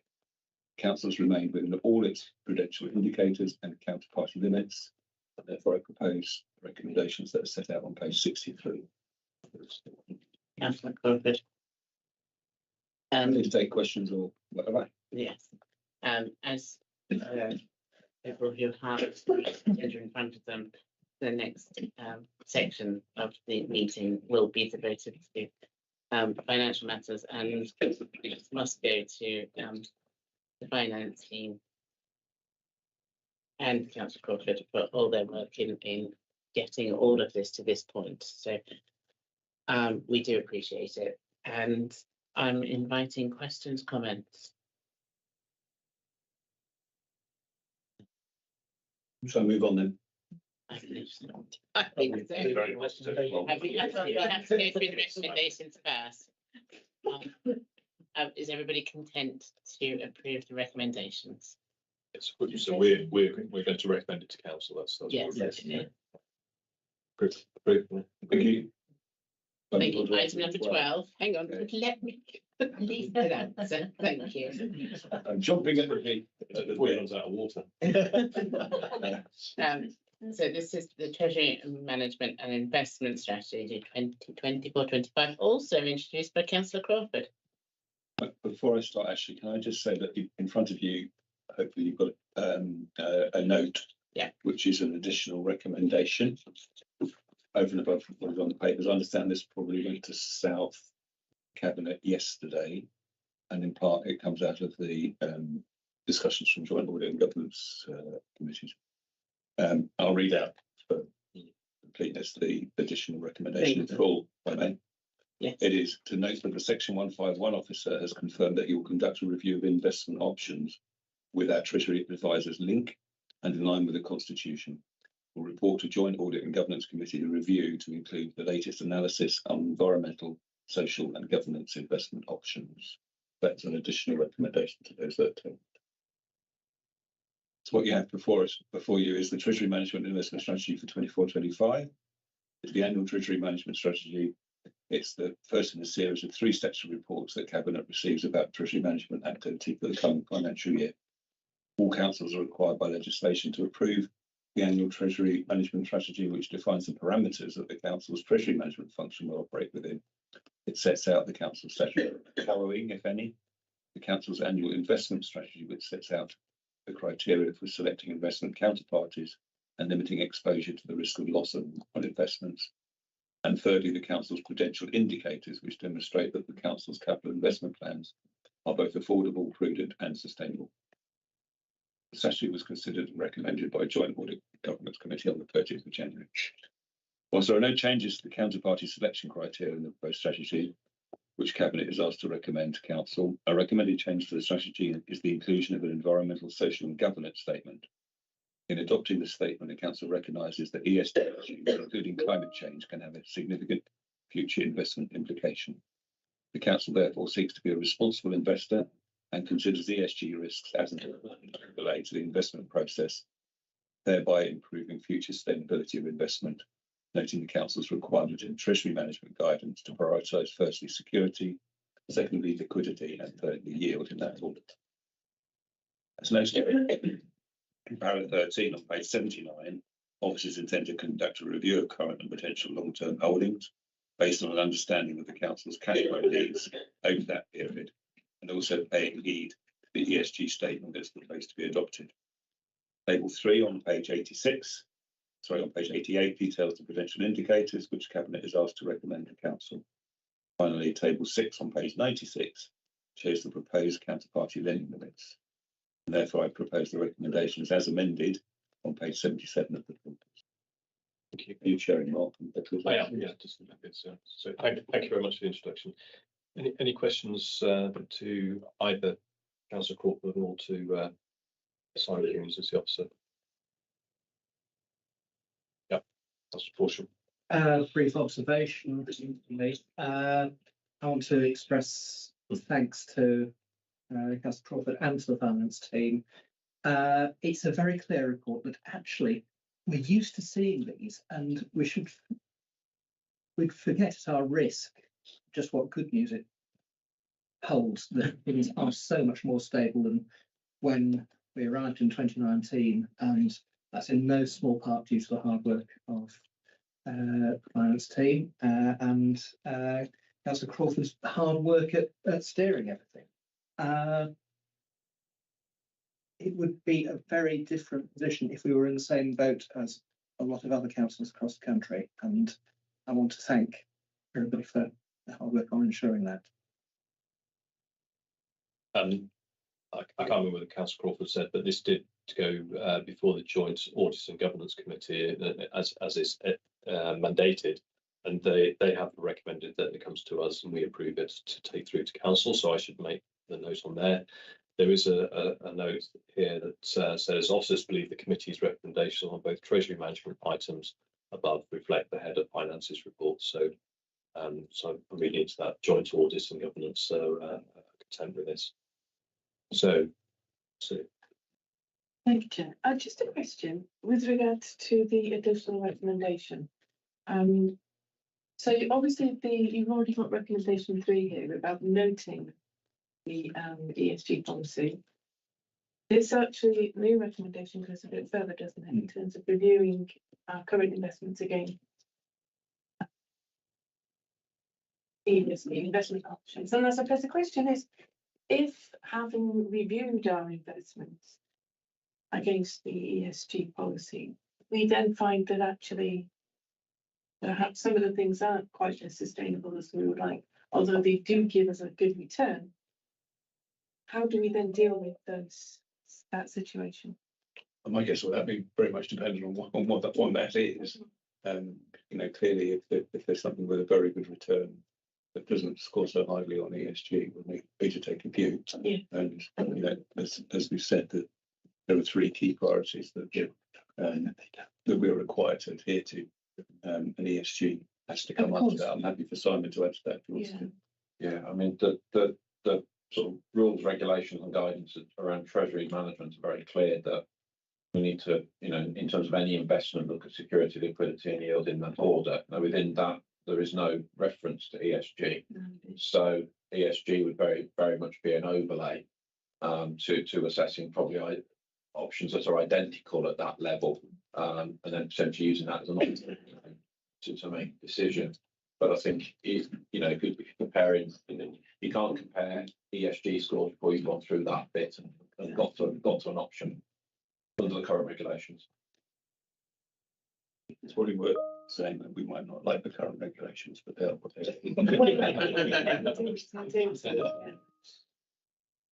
Yeah. Councillor Edwards. Sorry, mine's a quick comment, and I just really welcome the amount. I think I like to see things progressing, and I think it's very progressive. And I think ESG investment options could yield magnificently if the industry itself does what it intends to do. It goes back to the Climate Action Fund comment I made as well, which is we should be at the forefront of this. We are an exciting council, I believe. And I welcome it. So yeah, it's good to see what happens with it going forward. Okay, so and I should say thank you very much indeed for the team for your patience with me and some of the dull questions that I was asking, but I'm definitely feel better informed now. And I think it reads as a really good report. So perhaps we then go to the recommendations on page 77 with the addition of the separate sheet. And can I ask Cabinet if we're all happy to approve those? Yeah. Yep. Okay. Thank you very much indeed. Thanks so much indeed, Simon and Andy, for your help. So, apologies for my absence. Coughing fits, I think, caused by the heating in this room. So we're moving on to item number 13. Capital Strategy 24 to 25 to 33 to 34. And again, introduced by Councillor Crawford. Thank you. So we're almost there, aren't we? But this is the capital strategy for 24-25 all the way out to 2033 to 34. It's the adoption of a capital strategy ahead of the financial year's requirement of CIPFA. Financial Code, we're required to review the strategy on an annual basis. It provides a high-level overview of how capital expenditure, capital financing and treasury management activities contribute to the provision of services. It also provides an overview of how associated risk is managed and the implications for future financial sustainability.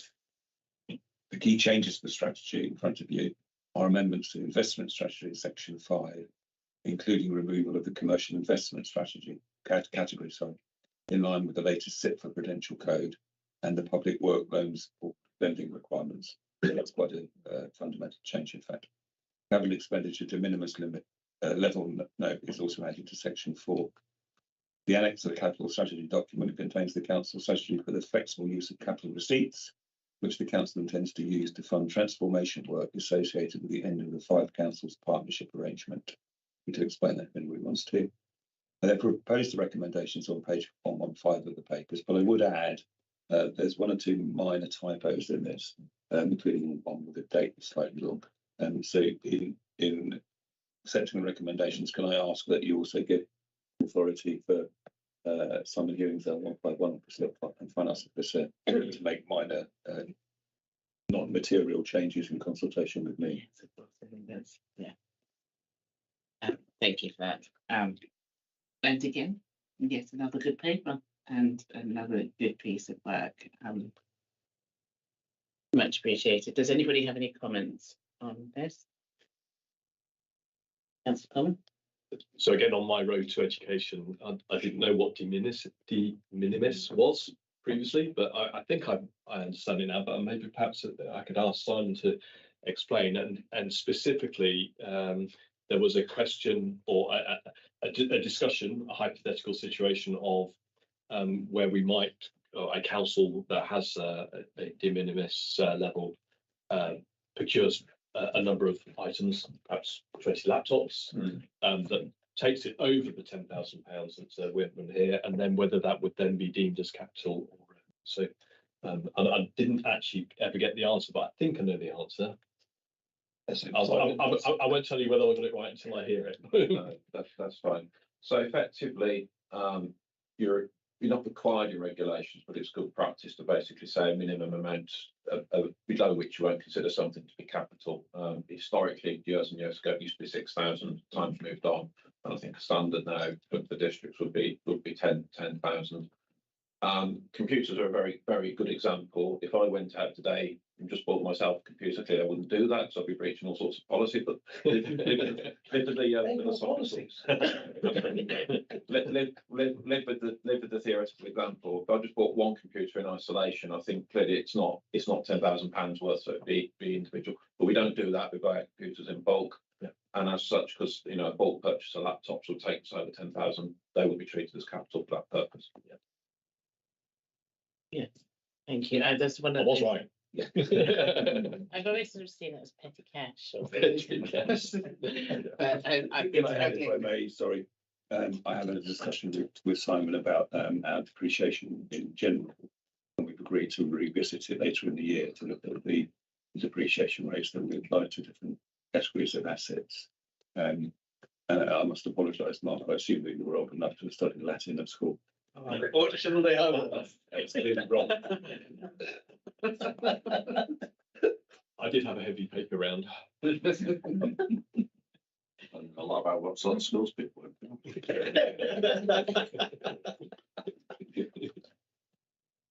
Thank you very much. Any other questions or clarifications? Translations from the Latin? No. Thank you. So I'm asking everybody here to agree the recommendations with the slight addition of minor amendments. Thank you. Everybody's speaking me words. This is good. Thank you. So is everybody happy to agree those? Agree. That was it for Andy. I hope not. Oh no! Yeah, sorry. Don't do only half of it. I don't. Can you see where the confusion's like? But clicking on to that one, revenue budget, item number 14, revenue budget 24-25 and capital programme 28-29. Right. To be introduced by Councillor Crawford. Not only is there one more, it's very much the longest one of all. Yes, and I'm going to apologise for the length of what I'm going to say, but I need to say it. I'm sorry. So the report sets out the revenue budget for 24-25 and the capital programme out to 28-29. But the cabinet will recommend council approve. The report has been formally considered by the Scrutiny Committee on the 5th of February, and an informal briefing on the budget, which was open to all councillors, has been provided by the Head of Finance. Council will consider the budget at its meeting on Wednesday, the 21st of February. The revenue budget for 23-24 agreed by Council in February 23 saw a transfer to reserves of 2.5 million. The draw on reserves was anticipated to be required across all further years of the NTFB, agreed in February 23. Projected draw on reserves was sustainable in the short term, but was not sustainable in the medium to long term. During 23-24, inflation has remained higher than originally anticipated, and this has continued to put pressures on the council's expenditure budgets and income streams as the cost of living crisis continues to impact household finances. Against these cost increases, the council has, however, benefited from interest rates rising higher than originally expected, and they're expected to remain at a higher level than experienced in recent years for quite some time. This has increased the returns from the council's treasury investments, which are being used to offset the increases in expenditure due to inflation.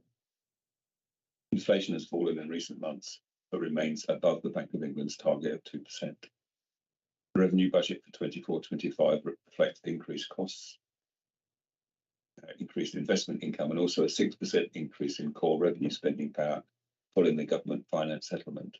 Again, shows a transfer to reserves, but this time of 1.2 million. And no cuts to services. Previous year's MTFP anticipated a £900,000 draw on reserves in 24-25.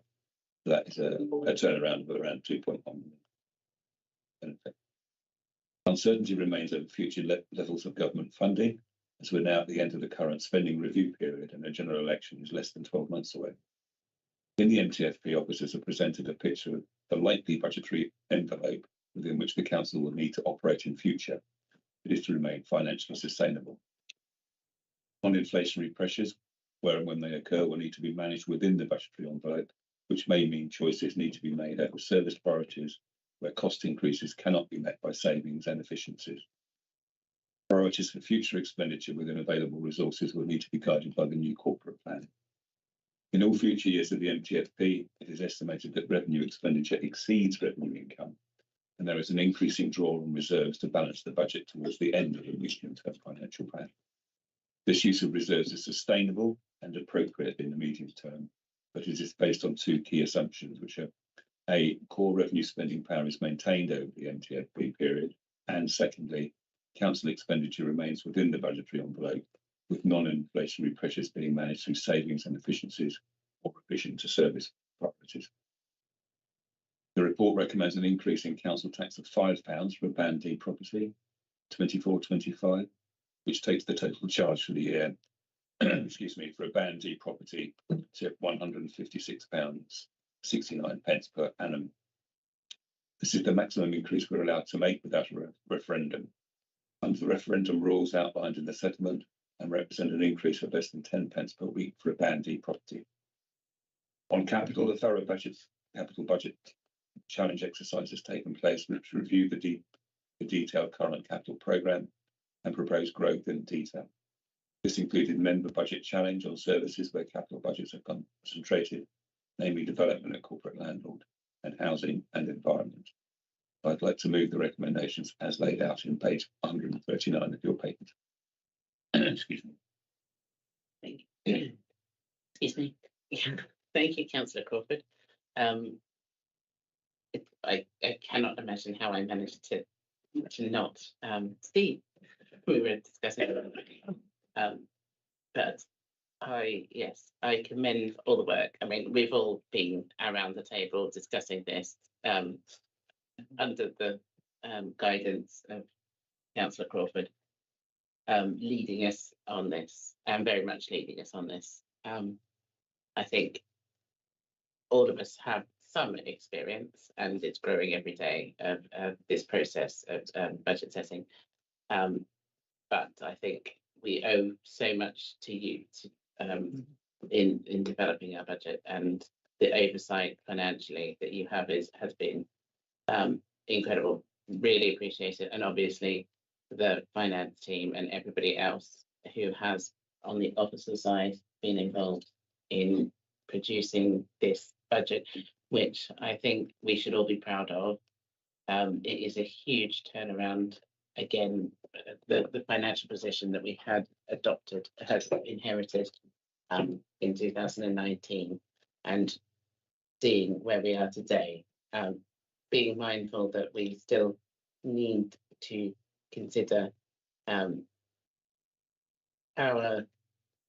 finances going forward, and to come to terms with the amount, the budget envelope that you say, and where we just need to adapt to a new way of accommodating our financial position. So does anybody have any comments or questions? Councillor Coleman. So I think most of the cabinet have been involved in them, but perhaps for the members of the public who are listening in, I was not familiar with the process that went through here, but one of the key mechanisms that we've utilised, and it sounds quite aggressive, but it isn't meant to be, is the officer challenge and the member challenge, whereby heads of service will present their costings as they see them, initially to officers, where the officers will challenge them and expect them to explain why a certain figure's in there, why it's gone up, why it's gone down, why it even should be there.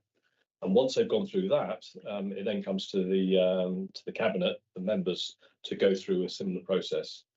And I have to say, the Spanish Inquisition had nothing on some of the depth questions that were being asked of the heads of service.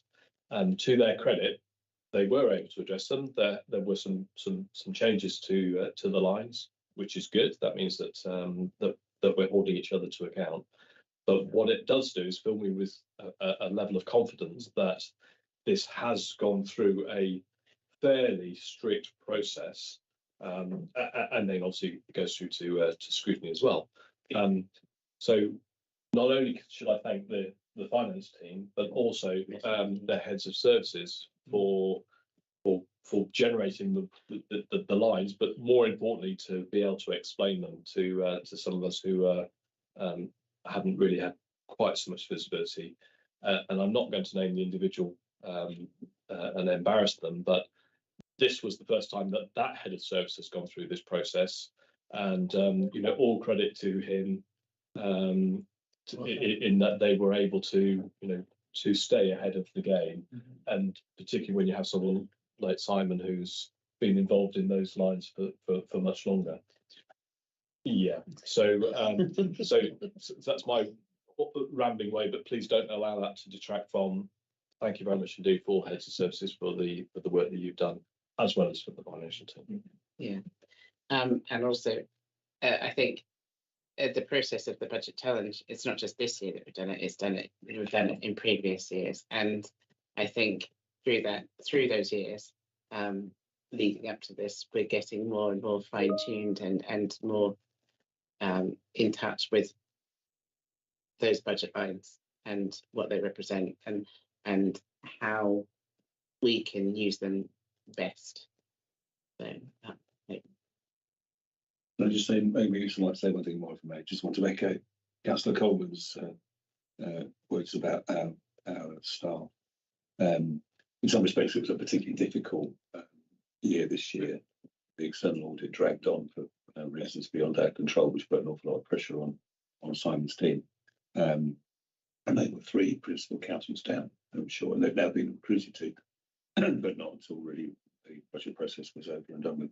And as you said, Mark, we had a number of new heads of service who, as well as getting their feet under the table, had to suddenly really get to grips with their budgets in their area, some of which are quite complex and demanding. So it was a stressful time for everybody. I'm really pleased that we've got to where we are at this time, and the budget's gone through, has been scrutinised, and we haven't seen any major issues or concerns raised, which is I think good, and it's a testament to the work that our staff have done. So Mark, if you could pass on my personal thanks, and maybe Cabinet's too, to all the staff involved, really appreciate it. And by the way, no one expects Spanish. Thank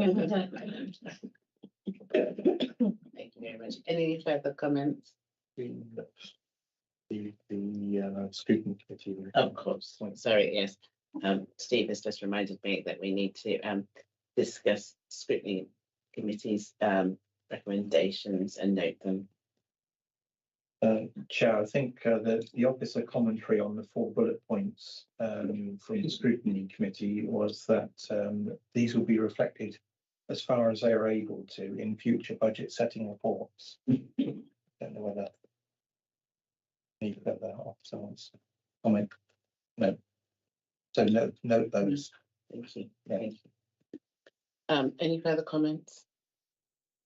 I think I mean, well done to all. This is something that we should be immensely proud of, given the tough times that we are faced with, and be proud of the fact that we are such an amazing council. I think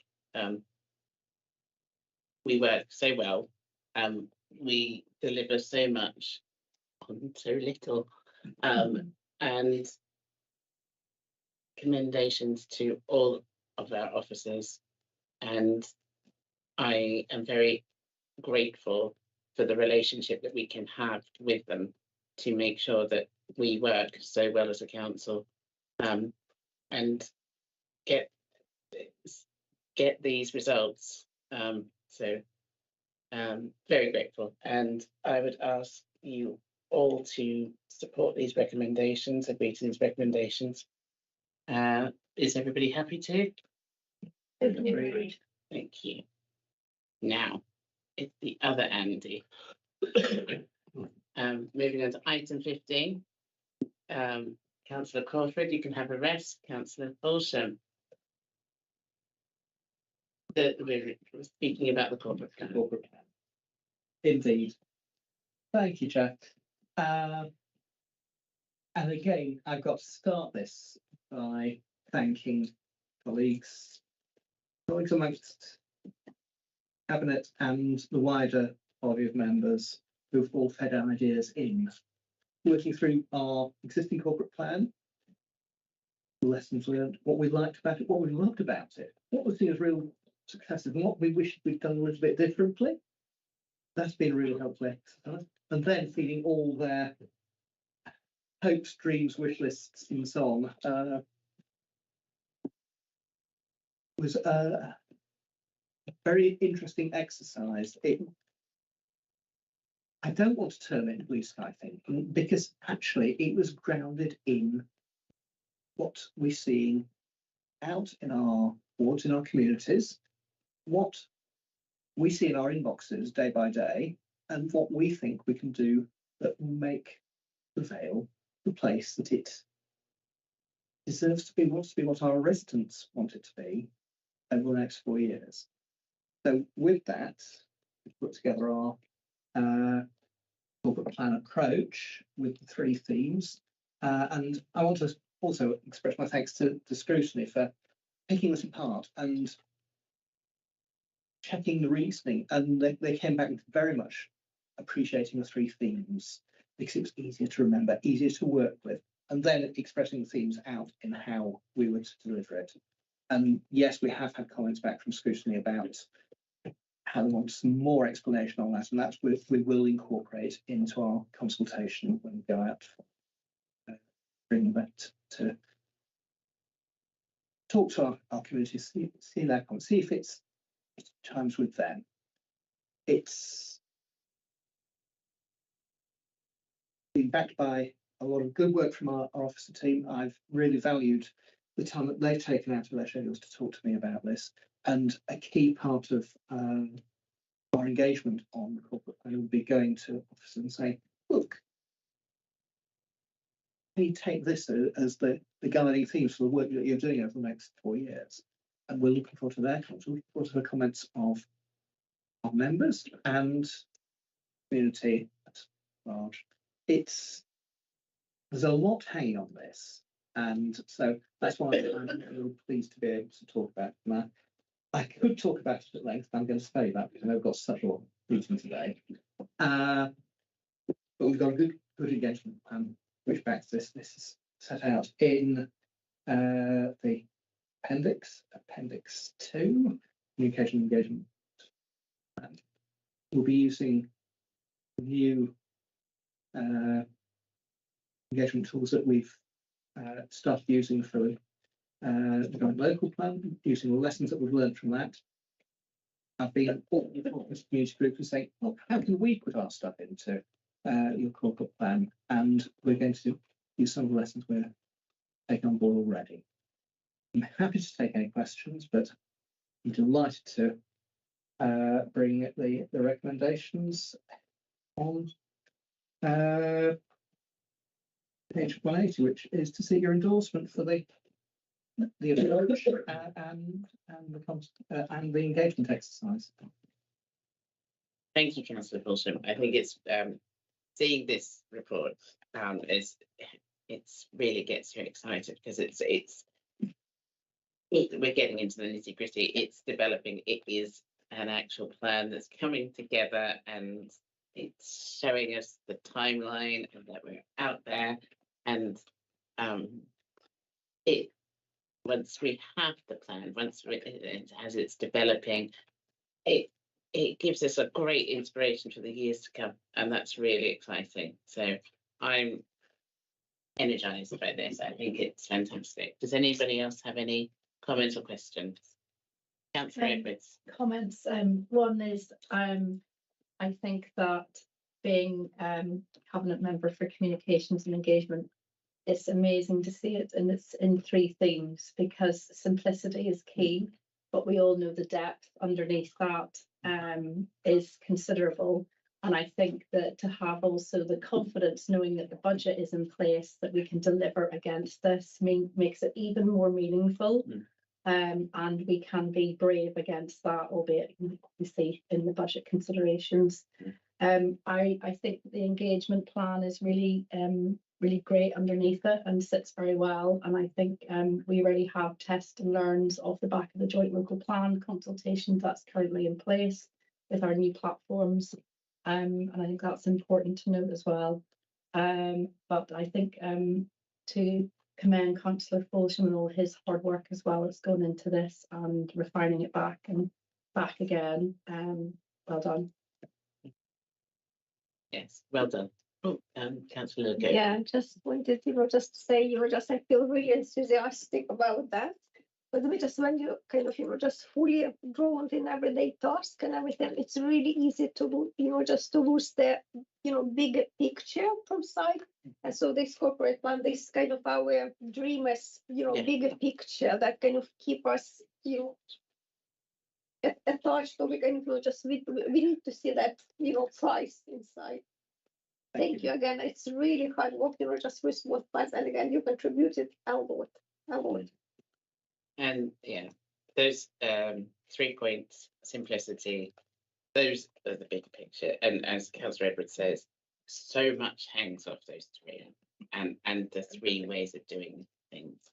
And I was there at scrutiny. It was a big meeting. It had some very meaty topics, as we've heard throughout this meeting. And I think they were pretty much in favour of those 3 topics, that clarity and everything. They did bring a few points out, and I would have you got them in front of you in terms of, we would like to note them, because I do think they made some important points. So we don't need to read those points out, do we? No, as Councillor Folsham said, they will be taken into consideration before we go out to the public engagement. Yes, very much so. Yeah.